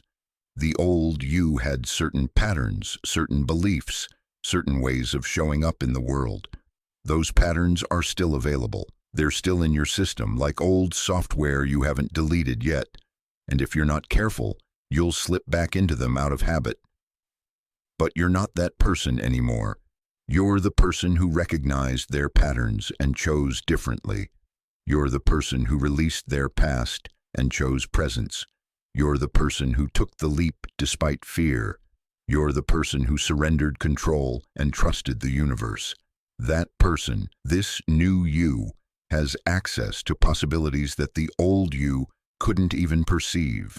Different opportunities will appear because you're broadcasting a different frequency. Different people will be attracted to you because your energy signature has changed. Different ideas will occur to you because you're thinking from a new level of consciousness. You've literally entered a new timeline. In the multiverse of infinite possibilities, you've shifted from one parallel reality to another. The you in the old timeline is still living out that life, the one where you didn't take the leap, didn't make the shift, stayed stuck in the familiar patterns. But you, the conscious you reading this, have jumped tracks. Welcome to your new life. Now, here's what you need to know about quantum identity. It must be maintained through consistent choice. The leap happened instantly, yes, but staying in your new identity requires conscious reinforcement. Every day you'll be presented with opportunities to revert to the old pattern or embody the new one. Each moment is a choice point. When someone treats you according to your old identity, you can either play along or demonstrate your new one. When a familiar situation triggers your old response pattern, you can either default to it or consciously choose differently. When your mind tells you the old story about who you are and what you're capable of, you can either believe it or rewrite it in real time.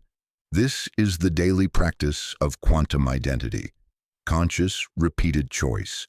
Not once in a while, not when you feel like it, Every single time the choice presents itself. And here's the beautiful thing. Every time you choose your new identity over your old one, you strengthen the neural pathway, you deepen the pattern, you make it more real. After enough repetitions, the new identity becomes your default, and the old one becomes the distant memory. But it starts with recognition. You have to see clearly that you're different now. You have to honor the leap you've made. You have to claim the new you and stop apologizing for no longer being the old you. Some people won't understand. Some will prefer the old you, the one who was predictable, who played small, who didn't challenge them to grow. Let them go. They're part of the old timeline. Your new reality is calling in new people who match your new frequency. Some situations won't make sense anymore. The job that was tolerable will suddenly feel suffocating. The routine that was comfortable will suddenly feel like a cage. The compromises you were making will suddenly feel intolerable. That's not a problem, that's feedback. Your new consciousness can't coexist with circumstances that were designed for your old consciousness. You've outgrown your old life, and that's not tragic, it's triumphant. It's evidence that the shift was real, so claim it, own it, embody it. Walk differently knowing you're different. Speak differently from your new truth. Make decisions from your new identity, not your old fears. Show up in the world as the person you've become, not the person you were. You are the new you. The quantum leap is complete. The transformation is real. Now live it fully, unapologetically, powerfully. This is who you are now. Welcome home. Chapter 12, Creating Your Future, the Power of Quantum Choices. Here's the secret that will change everything. Your future is not determined by your past. Your future is determined by the choices you make right now, in this present moment. Most people live their lives on autopilot, making unconscious choices based on old programming, and then wondering why their future looks exactly like their past. They're essentially using yesterday's decisions to create tomorrow's reality. And then they call it fate or bad luck or just the way life is. But you know better now. You understand quantum mechanics. You know that reality is not predetermined, it's probabilistic. The future exists as a field of infinite possibilities, and your choices collapse those possibilities into actual experiences. Every decision you make is literally selecting which timeline you're going to experience. This is the power of quantum choice, conscious selection of your reality from the field of all possible realities. Think about it. Right now, in this moment, countless versions of your future exist simultaneously in quantum superposition. There's a future where you're wildly successful. There's a future where you're stuck in mediocrity. There's a future where you're fulfilled in love. There's a future where you're alone. There's a future where you're healthy and vibrant. There's a future where you're sick and tired. All of these futures exist right now as potential, and the choices you make, the small, moment-to-moment choices, determine which future collapses from potential into reality. This is simultaneously terrifying and liberating. Terrifying because it means you can't blame circumstances or other people or your past for your future. Liberating because it means you have far more power than you've been taught to believe. Let me tell you about Daniel. Daniel was an accountant who dreamed of being a travel photographer. For 10 years, he told himself, "Someday when I have enough money saved, when my kids are older, when the timing is right, I'll do it." He made unconscious choices every day that reinforced his current reality. Wake up, go to the office, come home, watch TV, repeat. Safe choices, comfortable choices. Choices that created a predictable future identical to his present. Then something shifted. He realized that someday wasn't a date on the calendar. It was a fantasy he was using to avoid making real choices now. So he started making quantum choices, small ones at first. Instead of watching TV after dinner, he'd spend an hour learning photography. Instead of spending weekends on the couch, he'd drive to interesting locations and practice shooting. Instead of eating lunch at his desk, he'd use that time to research travel photography markets.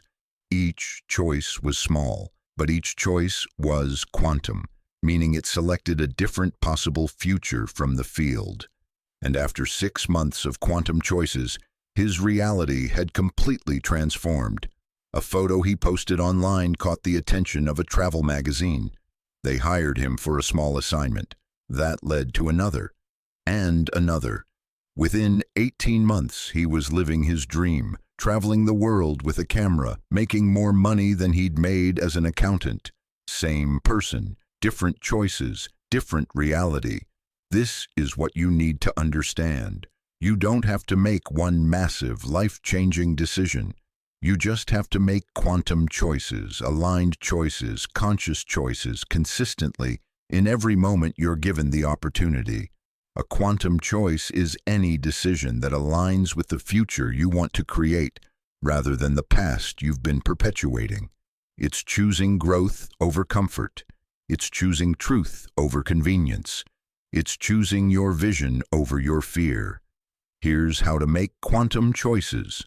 First, get clear on which timeline you're choosing. You can't select a future if you don't know what you're selecting. What does your desired reality look like?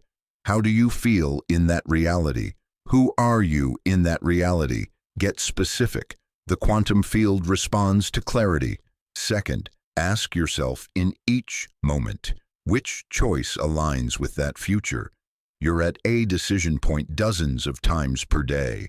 Most people make these choices unconsciously, defaulting to whatever's familiar, but you can bring consciousness to every choice. Does this choice move me toward the future I'm creating, or does it keep me in the past I'm leaving?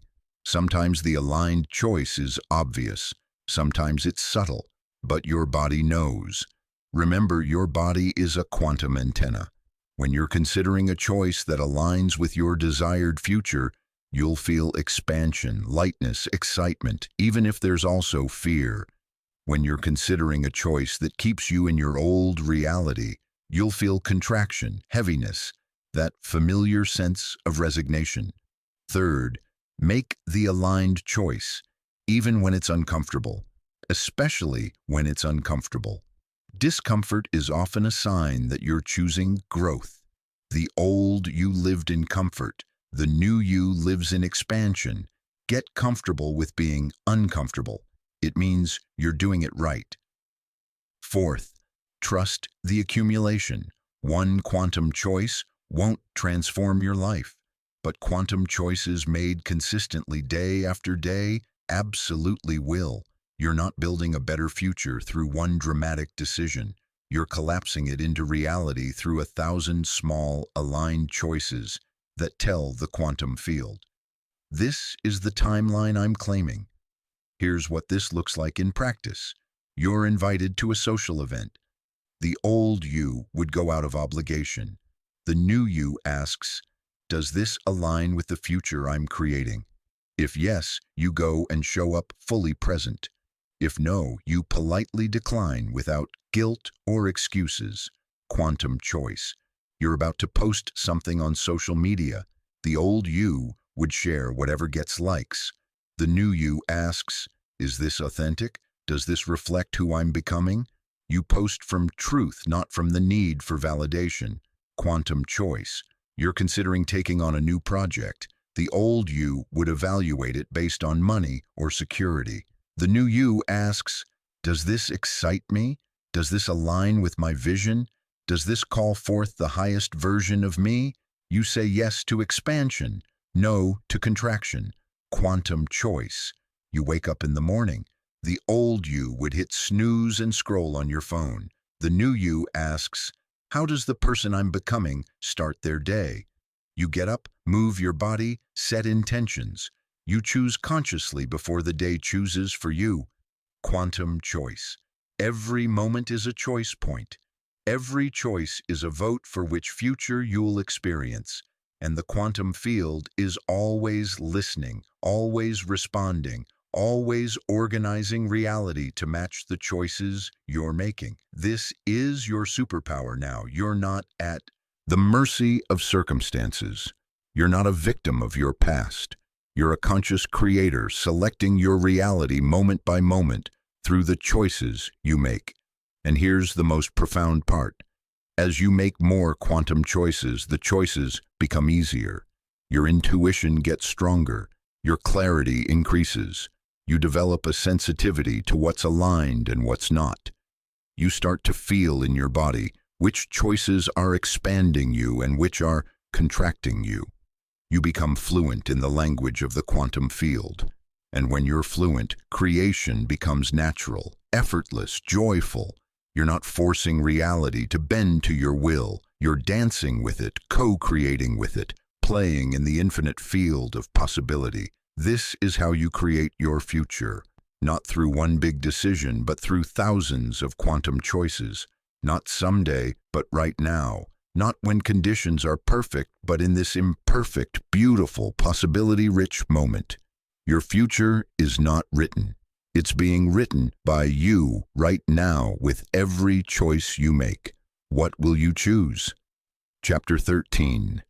Integrating the shift, aligning mind, body, and spirit. You've made the leap. You've claimed your new identity. You're making quantum choices, and now you might be feeling a little ungrounded, a little dizzy, like you're not quite sure which reality you're living in. This is completely normal. It's called integration, and it's one of the most crucial and most overlooked aspects of transformation. When you make a quantum shift, your consciousness evolves faster than your physical reality. You've changed at the energetic level, but your external world hasn't caught up yet. You're vibrating at a new frequency, but you're still living in a life that was designed for the old frequency. This creates a temporary dissonance that can feel disorienting. Think of it like jet lag for your soul. You've traveled to a new reality, but your body, mind, and external circumstances are still adjusting to the new time zone. You need time to integrate, to ground, to bring all parts of yourself into alignment with your new consciousness. Without integration, one of two things typically happens. Either you snap back to your old identity because the new one doesn't feel real yet, or you become ungrounded, lost in spiritual concepts, disconnected from practical reality, all vision and no execution. Integration is how you avoid both of those pitfalls. It's how you anchor your new consciousness into your physical body and external life. It's how you make the shift real. Let me tell you about Nina.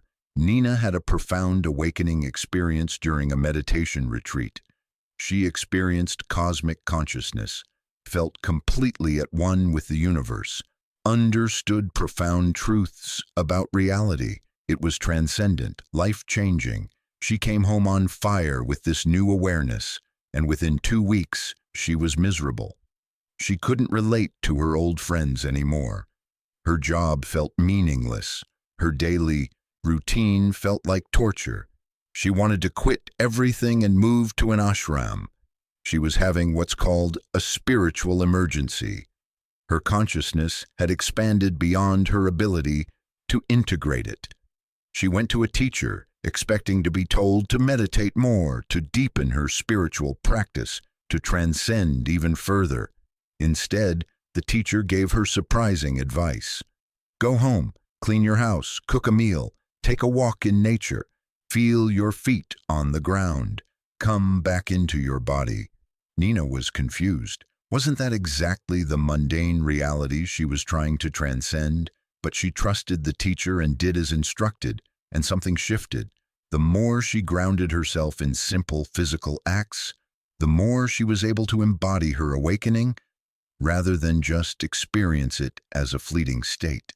She learned to live her realization instead of just talking about it. That's integration. Integration happens in 3 dimensions: mind, body, and spirit. And all 3 must be aligned for your shift to be sustainable. Integrating the shift in your mind. Your mind is still carrying the old neural pathways, the old thought patterns, the old stories.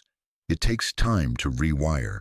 Be patient with yourself when you catch yourself thinking from your old identity. Don't judge it, just notice it and gently redirect. Practice this. Throughout the day, pause and ask yourself, am I thinking from my old identity or my new one? If old, consciously choose a thought that aligns with who you're becoming. I always fail becomes I'm learning and growing. I'm not enough becomes I'm exactly where I need to be. This is impossible becomes I'm figuring this out. This isn't toxic positivity, it's conscious reprogramming. You're literally creating new neural pathways through repeated thought patterns. Every time you choose the new thought over the old one, you're integrating your shift at the level of mind.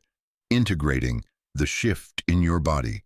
Your body stores memory. Every experience you've ever had is encoded in your cells, your nervous system, your fascia.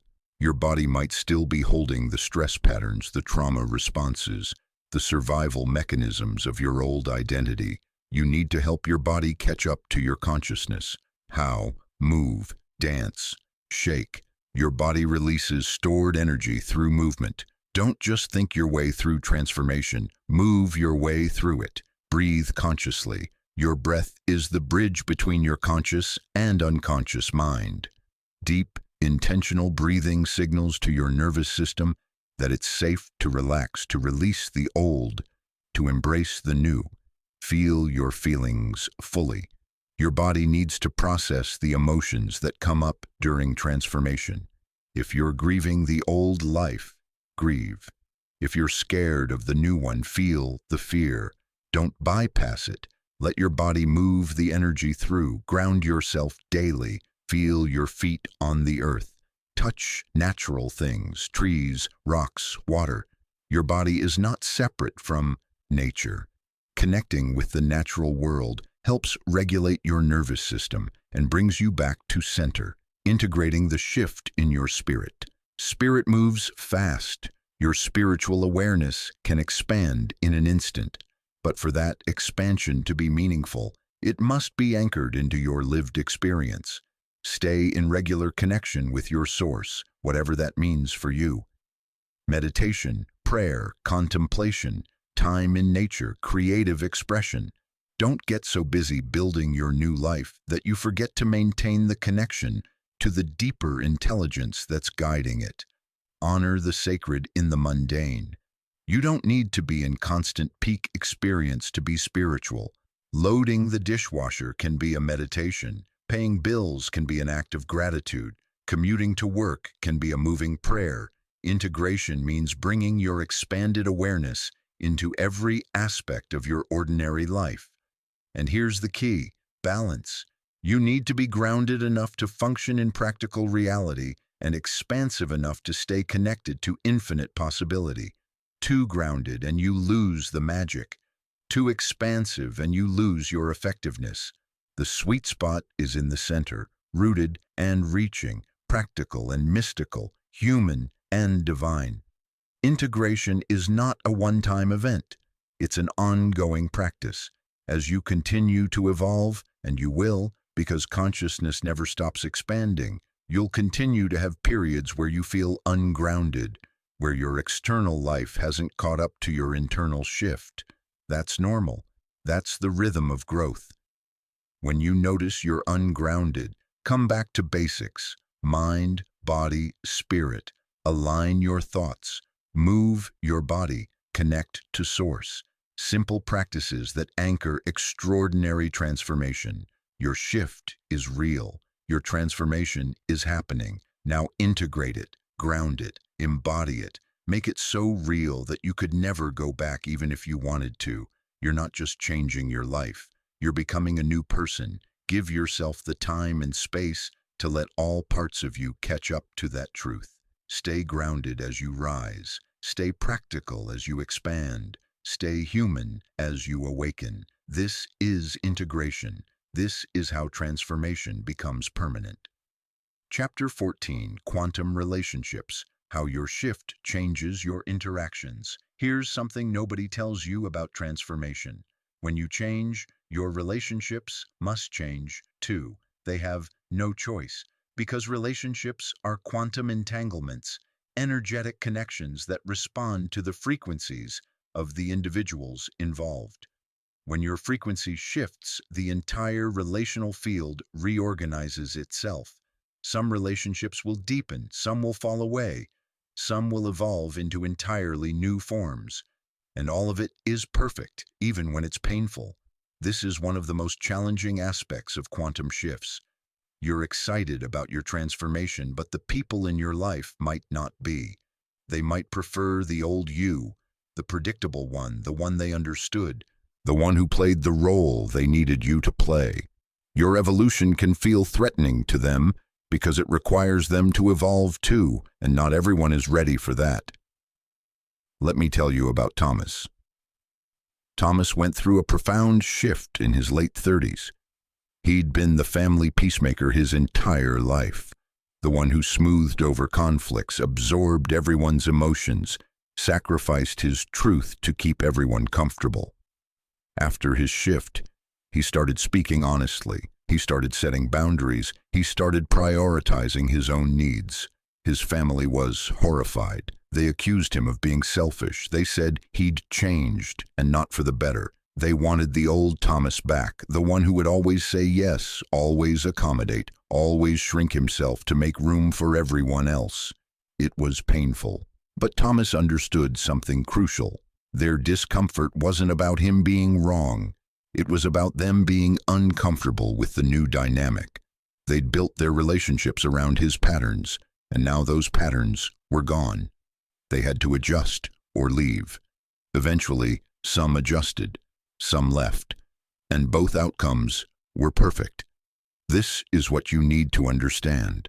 Not everyone is meant to make the journey with you into your new reality. Some people are in your life for a season, not a lifetime. Some relationships are designed to teach you something specific, and once that lesson is learned, the relationship naturally completes. Some people are matched to your old frequency, and when your frequency shifts, the resonance breaks. This doesn't mean you did something wrong. It doesn't mean they're bad people. It just means you're no longer a match. And that's okay. Here's how quantum relationships work. Some relationships will deepen. These are the people who were always meant to travel with you long term. When you shift, they respond by shifting too. They're inspired by your transformation. They're curious about your growth.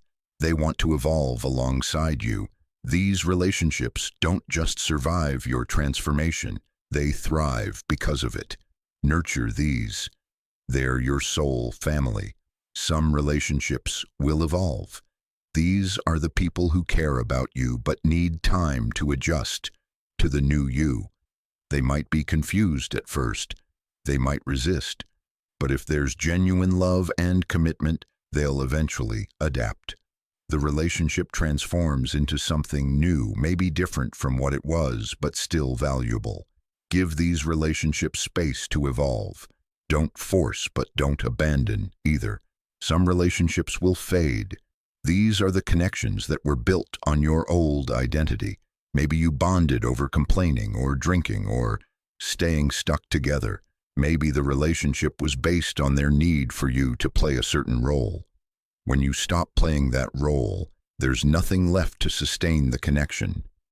Let these relationships go with love and gratitude. They served their purpose. Now they're complete. Some relationships will end abruptly. These are the toxic connections, the ones that were never healthy to begin with. Your old frequency tolerated them. Your new frequency won't. Your shift will naturally repel anything that's not aligned with your well-being. This can feel dramatic, but it's actually your system protecting you. Trust it. And here's what's beautiful. As old relationships fall away, new ones appear. When you shift your frequency, you automatically start attracting people who match your new vibration. You'll meet people who get you in ways no one ever has. You'll form connections that feel instantly deep, like you've known each other forever. You'll discover your true tribe, the people who see you, celebrate you, and grow with you. But you have to be willing to let go of the old to make room for the new. This applies to all relationships: friends, family, romantic partners, colleagues. Your shift creates a natural sorting process. The people who are meant to stay will stay. The people who aren't will leave. And you don't have to force either outcome. Here's how to navigate quantum relationships during and after your shift. Communicate clearly. Tell people you've changed. Don't expect them to just figure it out. Explain what's different, what you need, what you're no longer available for. Give them the information they need to decide if they can meet you in your new reality. Set boundaries without guilt. The old you might have over-explained, over-apologized, over-accommodated. The new you can simply say, "This doesn't work for me anymore," without justifying it. Boundaries aren't mean. They're loving to yourself and ultimately to others. Release the need for everyone to approve. Some people won't understand your transformation. Some will judge it. Some will try to talk you out of it. Let them have their opinions. You don't need consensus to be yourself. Don't evangelize. You're excited about your shift. That's wonderful, but not everyone needs to hear about quantum fields and consciousness evolution. Live your transformation. Let your life be the evidence. The right people will be curious. Everyone else doesn't need convincing. Grieve what's ending. Even when a relationship needs to end, it's okay to be sad about it. You can know something is right and still feel loss. Honor the grief. Let yourself mourn the connections that are completing. This is part of integration. Stay open to surprise. Sometimes people surprise you. The person you thought would never understand becomes your biggest supporter. The relationship you thought was rock solid reveals itself to be conditional. Stay open. Let reality show you what's real. The most important relationship to tend during your shift is the one with yourself. Because here's the truth. How you relate to yourself determines how others relate to you. If you honor your boundaries, others will too. If you speak your truth, others will feel safe to speak theirs. If you show up authentically, you'll attract authentic people. Your quantum shift is an invitation to have quantum relationships, connections based on authenticity, mutual growth, and genuine resonance, not convenience, obligation, or unconscious patterns. Some people will rise to meet you, some won't. And that's the perfect sorting mechanism. Your new life needs new energy. Trust that the right relationships will remain, evolve, or arrive exactly when they're meant to. You're not losing people, you're finding yourself. And in finding yourself, you'll find your true tribe. Chapter 15. Becoming the quantum creator of your life. We've come to the end, which is really the beginning, because everything you've learned, everything you've experienced, everything you've become over these last few days, it's not the destination, it's the foundation. You are now a quantum creator, not someone who occasionally manifests what they want, but someone who consciously, consistently, masterfully creates their reality from the infinite field of possibility. This is your birthright. This is your power. This is who you've always been, finally awakened to your true nature. Let's be clear about what this means. Being a quantum creator doesn't mean you can control every detail of your life. It doesn't mean nothing bad will ever happen. It doesn't mean you'll never face challenges or pain or uncertainty. That's not mastery, that's fantasy. True quantum creation is something far more profound. It's the understanding that you are not separate from reality. You are the consciousness through which reality experiences itself. You are not a drop in the ocean. You are the ocean in a drop. You are not creating your life from outside of life. You are the creative intelligence of life itself, expressing through your unique perspective. This changes everything. When you understand this, you stop trying to manipulate reality and start collaborating with it. You stop seeing challenges as problems and start seeing them as invitations to expand. You stop feeling like a victim of circumstances and start recognizing yourself as the author of your experience. Let me tell you about Sophia. Sophia was a quantum creator who understood this deeply. When she lost her job unexpectedly, she didn't panic or fall into victimhood. She got quiet, tuned into the quantum field, and asked, "What's trying to emerge through this situation?"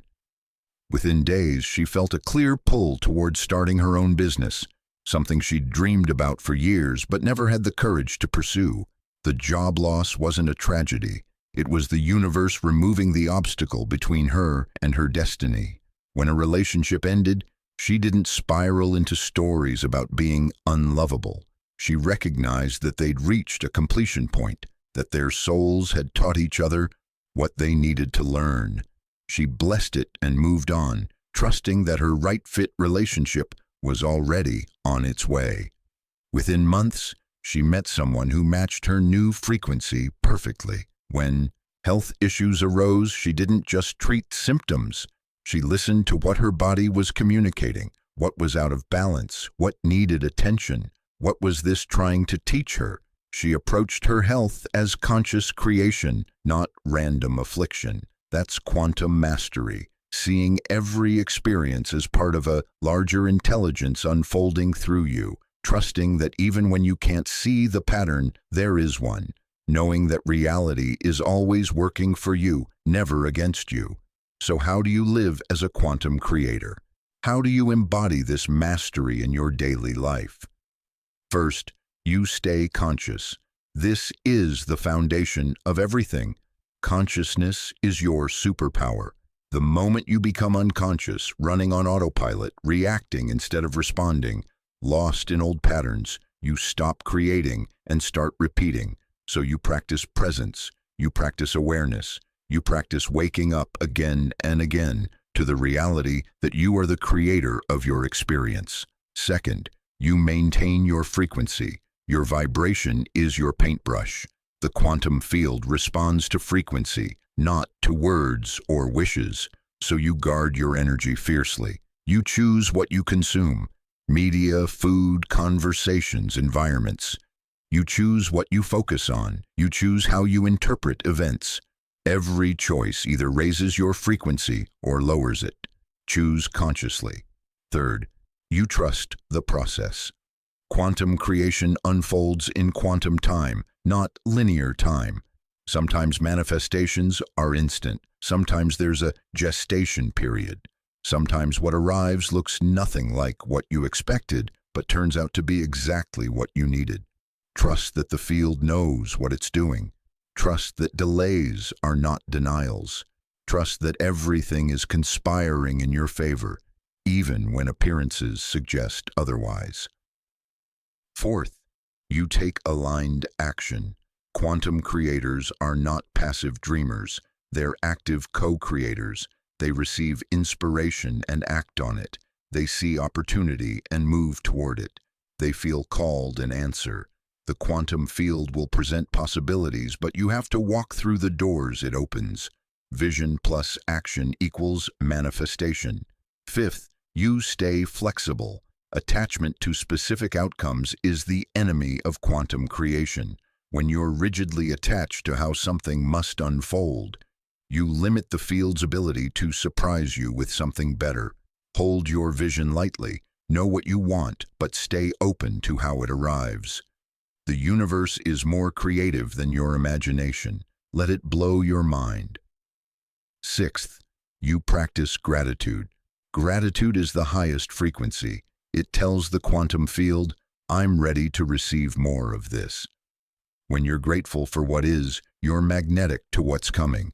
Make gratitude your default setting. Find things to appreciate even in difficult moments. This isn't spiritual bypassing, it's quantum mechanics. Seventh, you remember who you are. You are not your circumstances. You are not your history. You are not your, thoughts or your emotions or your physical body. You are infinite consciousness, temporarily focused through a human perspective, playing with the creative possibilities of physical reality. When you remember this, everything becomes lighter, more playful, more joyful. You stop taking it all so seriously. You remember it's a grand adventure and you're here to explore, to create, to experience, to evolve. This is quantum mastery, not perfection, not having all the answers, not never struggling or doubting or falling back into old patterns, but returning again and again to the truth of who you are, remembering again and again that you are the creator, choosing again and again to consciously shape your reality instead of unconsciously repeating your past. You have everything you need: the knowledge, the tools, the power. The quantum field is always available, always responsive, always ready to co-create with you. Your only job is to stay awake, stay aligned, and keep choosing. The shift you experienced 3 days ago wasn't a one-time event. It was an initiation, a doorway, an awakening to a new way of being in the world. And now, every day is an opportunity to deepen that awakening. Every moment is a chance to create something new. Every choice is a vote for the reality you want to experience. You are a quantum creator, not because you read this book, not because you learned some techniques, but because that's what you've always been. You're just finally conscious of it now. So go create. Create boldly. Create joyfully. Create masterfully. Create the life that makes your soul sing. Create relationships that nourish you. Create work that fulfills you. Create experiences that expand you. Create meaning. Create beauty. Create love. The quantum field is waiting. The infinite possibilities are arrayed before you. The universe is asking, what will you create next? The answer is in your hands. The power is in your heart. The wisdom is in your soul. You are the quantum creator of your life. Now go live like it. Welcome to your new reality. Welcome to your power. Welcome to the infinite creative potential that has always been yours. This is not the end. This is the beginning. Create well, quantum creator. The universe is watching with delight. Chapter 16, The Ripple Effect. How your shift affects the world. You think this is just about you, don't you? Your transformation, your breakthrough, your shift. You've been so focused on your personal evolution that you might have missed the larger truth. Your shift is not personal. It never was. Every transformation you experience sends ripples through the quantum field that touches everyone and everything connected to you. And at the quantum level, you're connected to all of it. Every person, every place, every possibility. When you shift, the entire field shifts with you. This isn't metaphor. This is quantum mechanics. This is entanglement operating at the scale of human consciousness. You are not a separate entity making isolated changes to your individual life. You are a node in an infinite network, and when you change your frequency, the entire network reorganizes itself to accommodate your new vibration. Think about it. Have you noticed how people around you have been acting differently since your shift? How opportunities have been appearing not just for you, but for people in your orbit? How conversations have been taking unexpected turns? How the energy and spaces you occupy feels different? That's not coincidence, that's the ripple effect. Your transformation is contagious. Your higher frequency is lifting everything around you. Your quantum leap is creating openings for others to leap as well. Let me tell you about Maya. Maya was a high school teacher who went through a profound personal shift. She didn't announce it. She didn't make a big deal about it. She just showed up differently, more present, more authentic, more aligned. And within weeks, something remarkable happened. Her students started opening up in ways they never had before. A colleague who'd been stuck in bitterness for years suddenly decided to pursue her dreams. The entire culture of her department began to transform. Maya didn't do anything to anyone. She just changed her own frequency, and the field responded. Her students felt safer to be themselves because she was being herself. Her colleague felt inspired to change because she witnessed someone actually changing. The culture shifted because the energy in the system had shifted. One person, one transformation, 1,000 ripples. This is the power you hold. This is the responsibility you carry. Your shift is not just personal therapy, it's evolutionary activism. Every time you choose consciousness over unconsciousness, courage over fear, truth over comfort, you're not just changing your life. You're changing the collective field of human consciousness. You're making it easier for the next person to make the same choice. You're creating pathways in the field that others can follow. You're proving that transformation is possible, which gives others permission to believe it's possible for them too. Think about the people who inspired your shift. The book you read, the person you met, the story you heard. They were someone else's ripple effect reaching you. They transformed, and their transformation touched you, and now you're transforming, and your transformation will touch countless others. This is how consciousness evolves, not through grand revolutions, but through individual transformations, creating ripples that amplify and overlap until the entire ocean rises. You are part of something far larger than yourself. Your personal breakthrough is a contribution to the collective breakthrough. The healing you do in your own consciousness is healing the collective consciousness. The limitations you transcend in your own life are limitations being transcended in the human experience. This is not abstract philosophy. Researchers studying collective consciousness have documented what they call field effects, measurable changes in the quantum field when large groups of people meditate, pray, or hold coherent intention. Crime rates drop, violence decreases, emergency room visits decline. The field itself becomes more coherent, but it doesn't require large groups. It starts with individuals. It starts with you. One person living consciously, creating coherently, choosing love over fear, creates a field effect that influences everyone in their sphere, and spheres overlap. Your sphere touches someone else's sphere, which touches another's, and on, until your shift in a small town in one country affects someone in a city on another continent. This is quantum entanglement at the scale of human consciousness. This is the butterfly effect applied to personal transformation.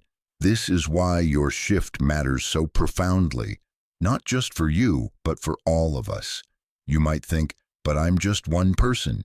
How can my little life make a difference in a world with 8 billion people, with so much suffering, so much chaos, so much that needs to change? Here's how. The world is not changed by the masses. The world is changed by individuals who change themselves, creating ripples that inspire others to change themselves. Movements don't create transformation. Transformed individuals create movements. Culture doesn't shift people. People shift culture, one conscious choice at a time. You don't have to save the world. You don't have to fix everything. You don't have to carry the weight of humanity's evolution on your shoulders.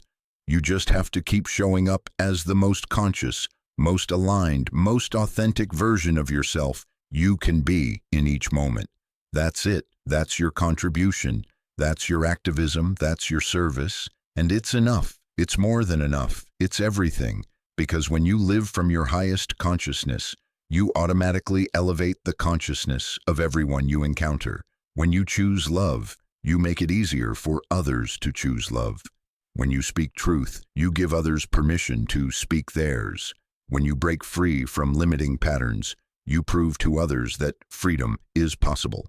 Your life becomes a living testament to what's possible for humanity, not through preaching or teaching or convincing, just through being.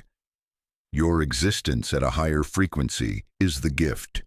Your transformation is the teaching. Your shift is the contribution. So understand this.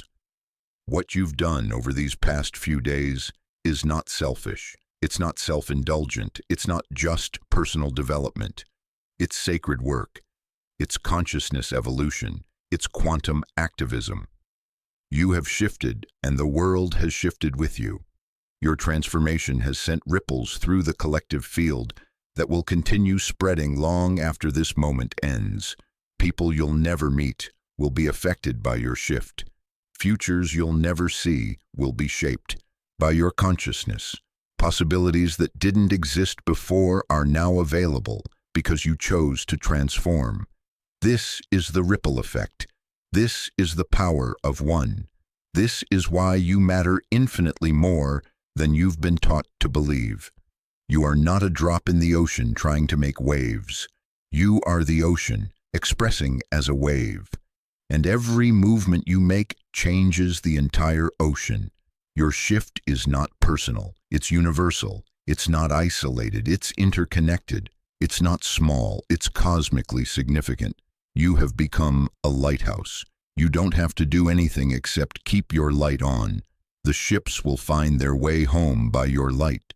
The lost will find direction by your example. The sleeping will begin to wake because you woke first. This is your ripple effect. This is your contribution. This is your legacy already being written. The world needs you conscious. The collective needs you transformed. Humanity needs you at your highest frequency. Not someday, not when you're perfect, not when you've figured it all out.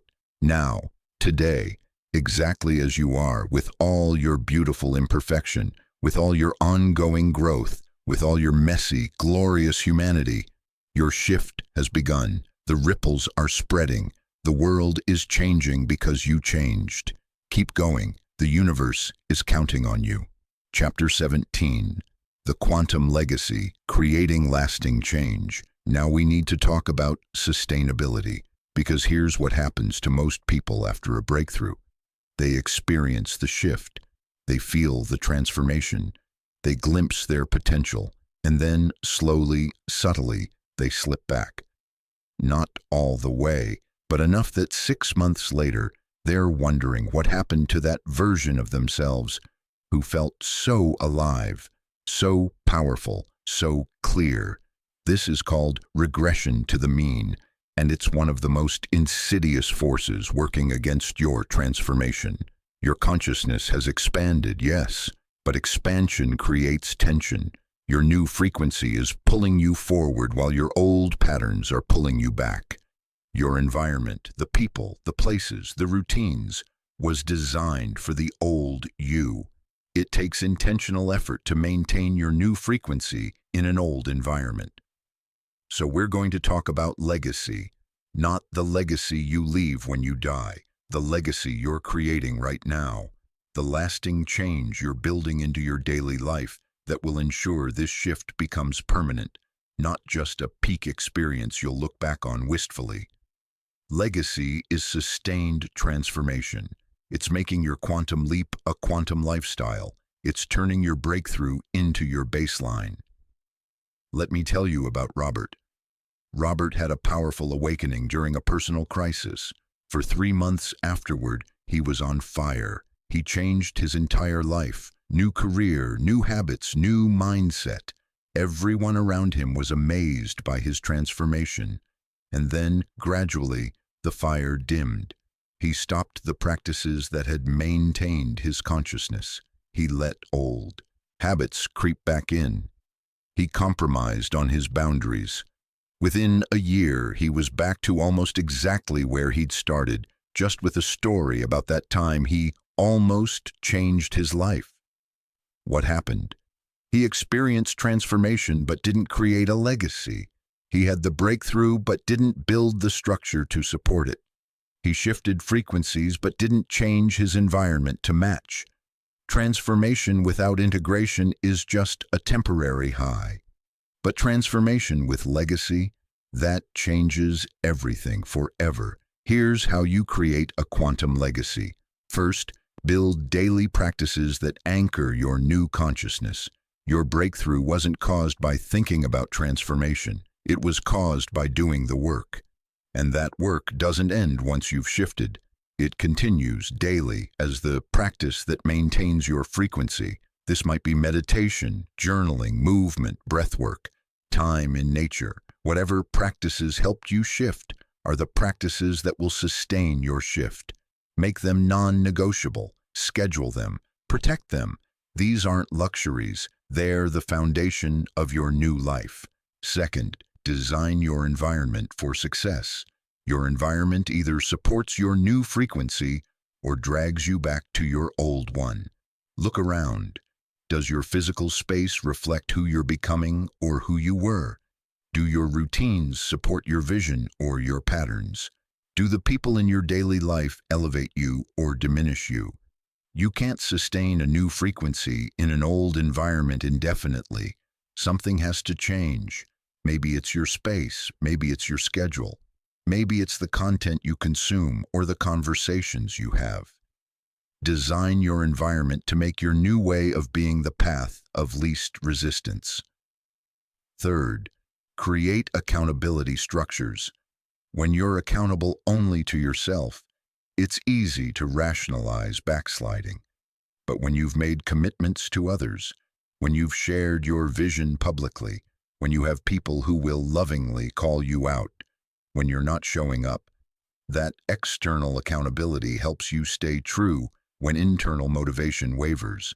This might be a coach, a mastermind group, an accountability partner, or simply someone who knows your vision and checks in regularly. Don't try to do this alone. We sustain transformation in community. Fourth, measure what matters. You can't improve what you don't measure. How will you know if you're maintaining your shift or slipping back? Create simple metrics that track your alignment. Maybe it's how many days you do your morning practice. Maybe it's how often you speak up instead of staying silent. Maybe it's how present you are in conversations. Maybe it's how many quantum choices you make versus default choices. Track it, not obsessively, but consistently. Data creates awareness, and awareness creates choice.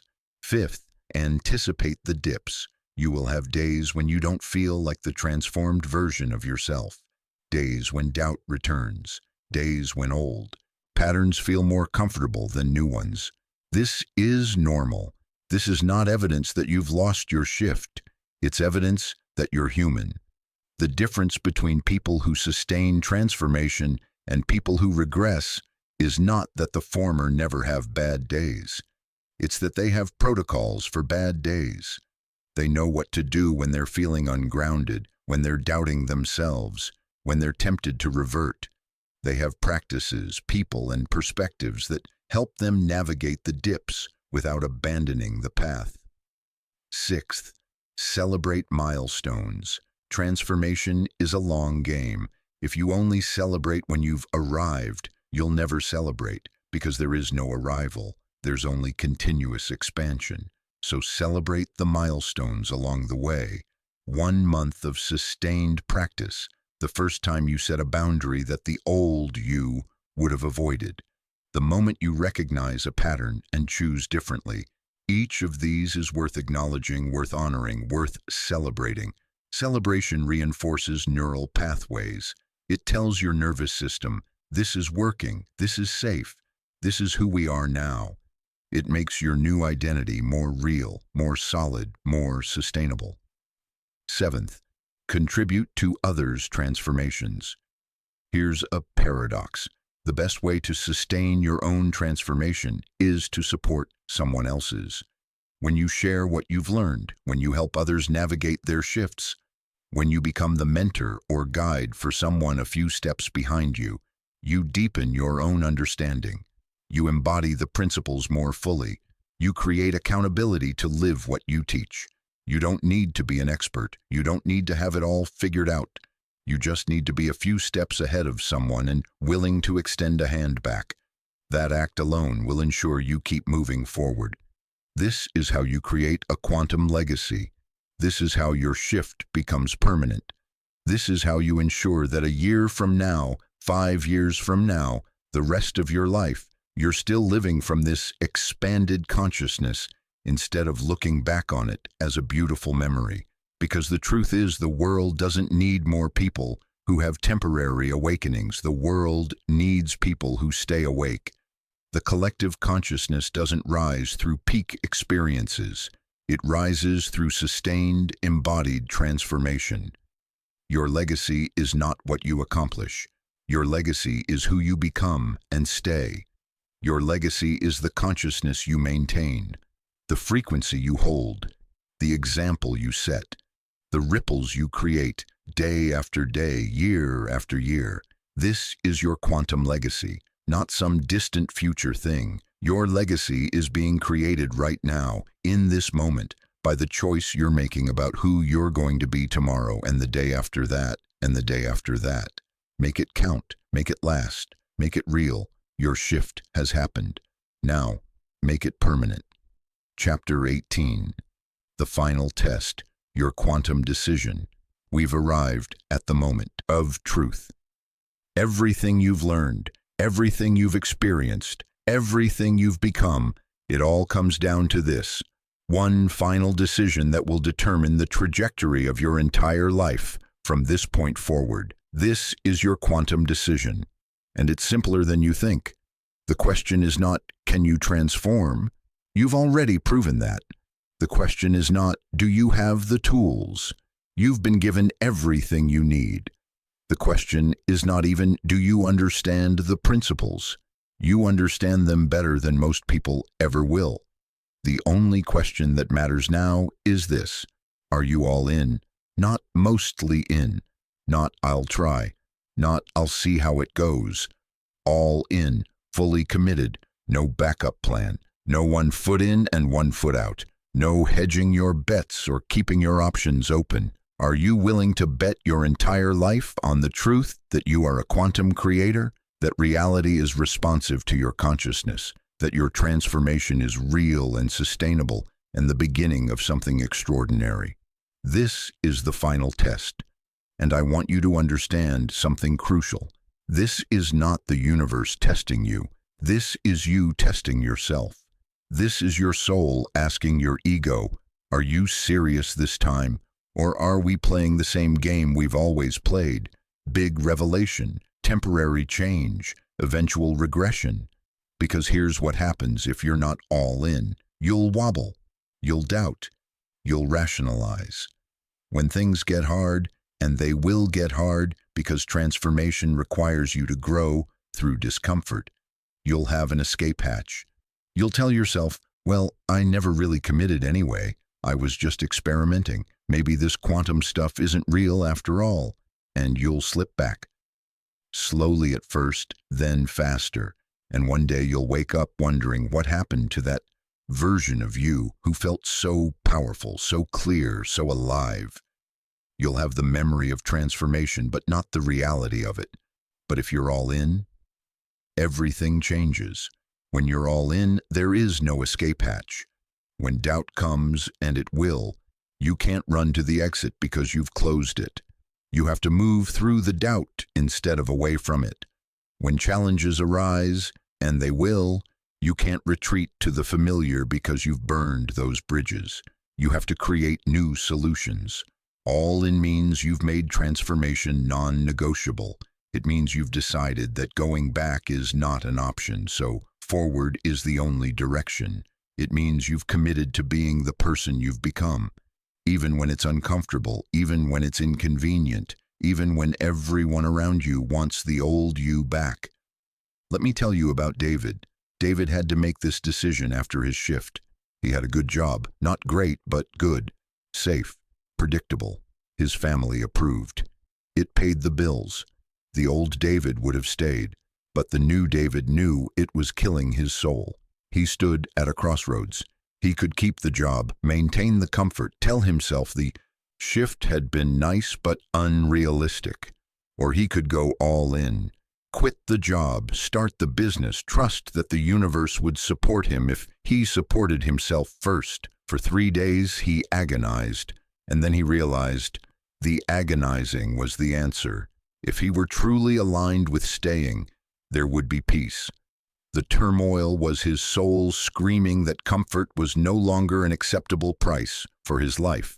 He quit, with no backup plan, with bills to pay and people questioning his sanity, all in, terrified but committed, and the universe, the quantum field, responded.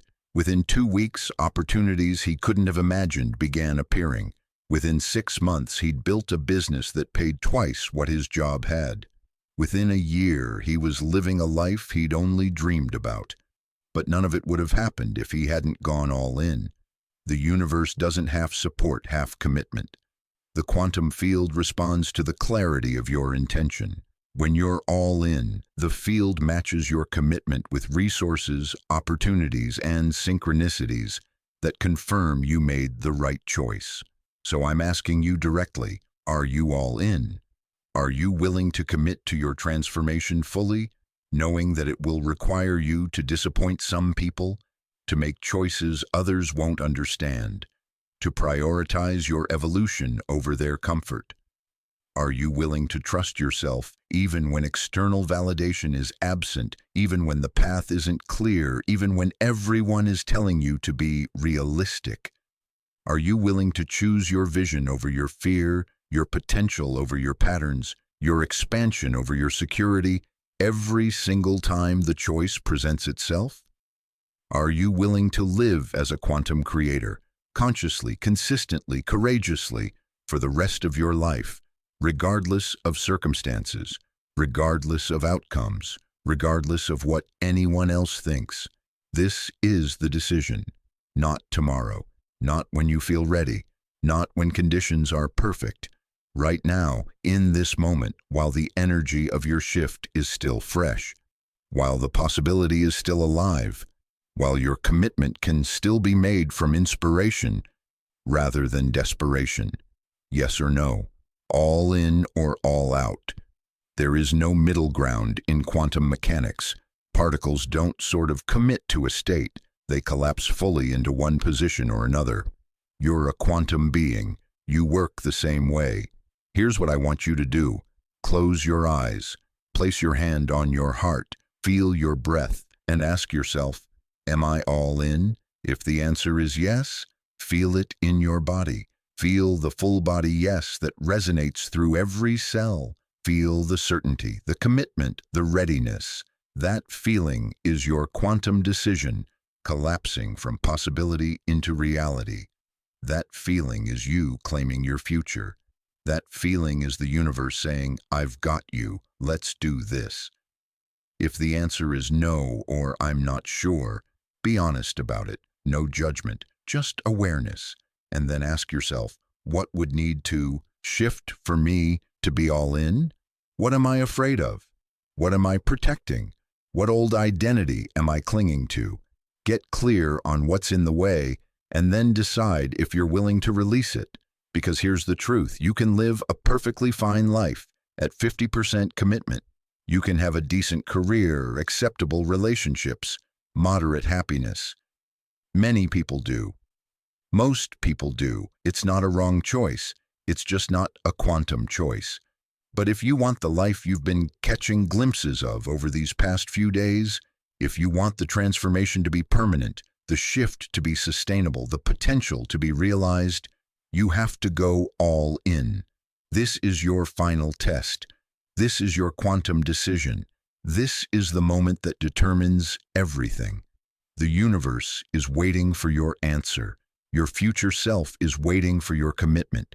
Your highest potential is waiting for your yes. What's it going to be? All in? Then let's go.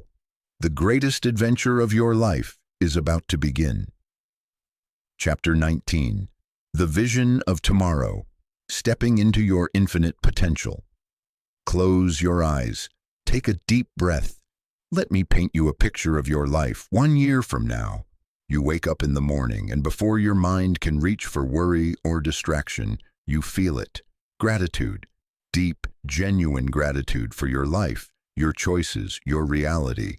You stretch, feeling strong and alive in your body, not because everything is perfect, but because you're fully present in your own skin. You move through your morning practice, the one you've maintained every single day for a year. It's not a chore anymore. It's not something you force yourself to do. It's become like breathing, a natural expression of who you are. You meditate, you move, you set your intentions, you align your frequency, and you do it because this is how quantum creators start their day. You look in the mirror and see someone you recognize, but who's fundamentally different from the person you were a year ago. There's a confidence in your eyes that wasn't there before, a clarity, a knowing. You've grown comfortable with your own power. You've stopped apologizing for taking up space. You've stopped shrinking to make others comfortable. Your work, whatever form it takes, is aligned with your purpose. Maybe you're in the same career but showing up completely differently, setting boundaries, contributing from your gifts, refusing to play small. Or maybe you've made the leap to something entirely new, something that lights you up, something that feels like play even when it's challenging. Either way, you're no longer trading your life for a paycheck. You're expressing your unique genius and being abundantly compensated for it. Your relationships have transformed. Some people from your old life have risen to meet you in your new reality. They've been inspired by your transformation and have begun their own. These relationships are deeper now, more authentic, more nourishing. They're based on who you actually are, not who you were pretending to be. Other relationships have naturally completed. You released them with love, without drama, recognizing that they were meant for a specific chapter that has now ended. And in the space you created, new people have arrived. Your soul tribe, the ones who get you, who celebrate you, who grow with you. You finally understand what it means to be seen, to be met, to be loved for your authentic self. Your daily life has a quality of flow that used to feel impossible. Not because everything is easy. You still face challenges, still encounter obstacles, still have days when things don't go as planned. But you've developed a relationship with uncertainty that transforms it from threat to adventure. You trust yourself to handle whatever arises. You trust the universe to support you. You trust the process even when you can't see the outcome. Synchronicities have become so common that you almost take them for granted. The right person at the right time.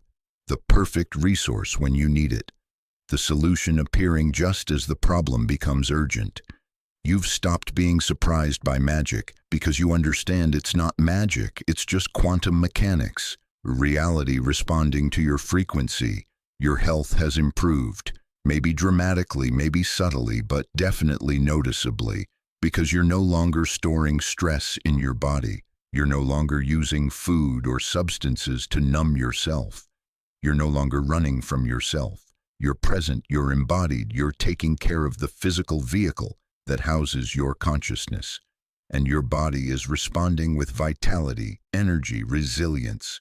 Your relationship with money has shifted. Whether or not your income has increased, though it probably has, your experience of money is completely different.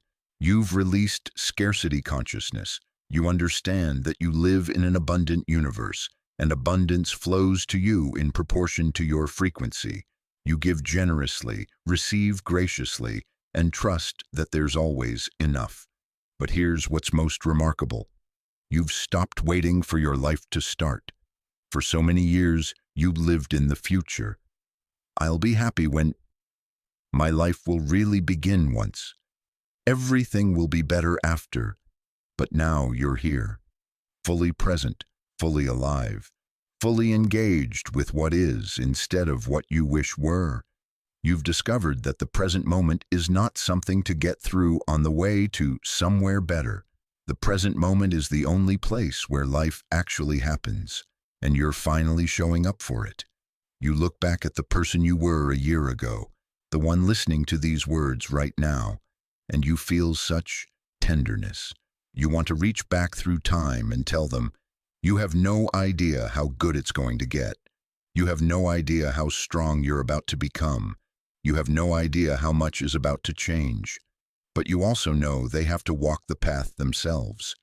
They have to make the choice, take the leap, do the work, face the fears, claim the power. You can't do it for them, just like no one could do it for you. And here's the most beautiful part. You're not done. This version of you a year from now, transformed, empowered, aligned, is not the final destination. It's another beginning. Because consciousness never stops expanding. There is no arrival. There's only continuous evolution. A year from now, you'll be looking ahead to who you're becoming next. You'll be setting new intentions, reaching for new possibilities, stepping into new levels of mastery. The journey doesn't end. It just gets richer, deeper, more extraordinary. This is your vision of tomorrow. This is what's waiting for you on the other side of your commitment. This is the life that becomes available when you go all in on your quantum nature. And the most incredible thing, every single element of this vision is already real in the quantum field. It already exists as a possibility. Your job is simply to collapse that wave function into your physical reality through your choices, your consciousness, your commitment. 1 year, that's all it takes. 1 year of living as a quantum creator, conscious, aligned, committed. 1 year of making quantum choices. 1 year of maintaining your frequency. 1 year of trusting the process. Can you see it? Can you feel it? Can you sense the reality of this future version of you? That person is not a fantasy. That person is your destiny, waiting for you to become them. All you have to do is start and keep going. 1 day at a time, 1 choice at a time, 1 quantum leap at a time. Your infinite potential is not theoretical, it's practical, it's achievable, it's yours. 1 year from now, you'll look back at this moment and realize, this was when everything changed. This was when I finally became who I was always meant to be. That future is calling. Can you hear it? Answer the call. Chapter 20. The Quantum Testament, your new beginning. And so we come full circle, back to where we started, except you're not the same person who began this journey. You can never be that person again. Something fundamental has shifted. A door has opened that cannot be closed. A truth has been seen that cannot be unseen. You are awake now, and there is no going back to sleep. This is your quantum testament, not a testimony of what was, but a declaration of what is and what will be. A sacred promise you're making to yourself, to the universe, to the infinite potential that lives within you. You are not an accident. You are not a random collection of atoms stumbling through a meaningless universe. You are consciousness itself, temporarily focused through a human form, here to experience, to create, to evolve, to awaken to your true nature. You are not small. You are not limited. You are not defined by your past, your circumstances, your current reality. You are infinite possibility, choosing which version of reality to collapse into existence through the power of your awareness and intention. You are not separate from the universe. You are not trying to manipulate reality from outside of it. You are reality experiencing itself through your unique perspective, creating itself through your choices, evolving itself through your transformation. This is not philosophy. This is not belief. This is physics. This is how reality works at the quantum level. And you are a quantum being, living in a quantum universe, capable of quantum creation. Everything you've learned in these pages has been pointing to one simple truth. You are the creator of your experience, not partially, not sometimes, always, in every moment, through every choice, with every thought, every emotion, every action. The life you're living right now is the life you've been creating, consciously or unconsciously, and the life you'll live tomorrow will be the life you choose to create today. This is your power. This is your responsibility. This is your sacred task. So I'm going to ask you to speak your quantum testament aloud. Right now, don't skip this. Don't think I'll do it later. Later never comes. This is your moment. This is your choice. This is your commitment. Place your hand on your heart. Feel your pulse beneath your palm. That rhythm is the universe beating through you. You are not separate from it. You are it. Now speak these words. Say them aloud, with intention, with conviction, with your whole being. I am a quantum creator. I am not limited by my past. I am not defined by my circumstances. I am not bound by what others think is possible. I am consciousness itself, choosing to experience reality through this unique perspective. I am the observer and the creator, the question and the answer, the journey and the destination. I claim my power. I honor my truth. I trust my path. I commit to living consciously, choosing deliberately, creating masterfully. I commit to maintaining my frequency, even when circumstances try to lower it. I commit to making quantum choices, even when they're uncomfortable. I commit to trusting the process, even when I can't see the outcome. I commit to being all in, fully engaged with my transformation, fully invested in my evolution, fully committed to my infinite potential. I release the need for certainty. I embrace the mystery. I release the need for control. I surrender to the flow. I release the need for approval. I honor my authentic self. I am ready. I am willing. I am here. I am the quantum creator of my life. And so it is. Feel those words. Let them resonate through every cell of your body. Let them rewrite your neural pathways. Let them broadcast a new frequency into the quantum field. Let them be the declaration that collapses your highest potential from possibility into reality. This is not the end of the book. This is the beginning of your new life. Everything that came before this moment was preparation. Everything that comes after this moment is creation. You have been given the tools, the knowledge, the understanding. Now comes the living of it. You will stumble. You will doubt. You will have days when you forget everything you've learned, when you slip back into old patterns, when you wonder if any of this is real. That's part of the journey. That's not failure. That's being human. What matters is that you return, again and again, that you remember who you are, that you recommit to your quantum nature, that you choose consciousness over unconsciousness, courage over fear, expansion over contraction. Every moment is a new beginning. Every breath is a fresh start. Every choice is an opportunity to create something new. The 3 days have passed. The shift has happened. The transformation is real, but this is not the end. This is day one of forever. You are a quantum creator. You always have been. You always will be. You were just asleep to it for a while, but now you're awake. And the awakened ones, they change everything. You are the ripple that becomes the wave. You are the spark that becomes the fire. You are the shift that catalyzes the transformation. The universe has been waiting for you. The quantum field has been preparing for you. Your highest potential has been calling to you. And now, finally, you've answered. Welcome to your quantum life. Welcome to your infinite potential. Welcome to the greatest adventure of your existence. This book found you exactly 3 days before everything shifted. You ignored the title's warning at your peril, or you heeded it and transformed your reality. The choice was always yours. The power was always yours. The potential was always yours.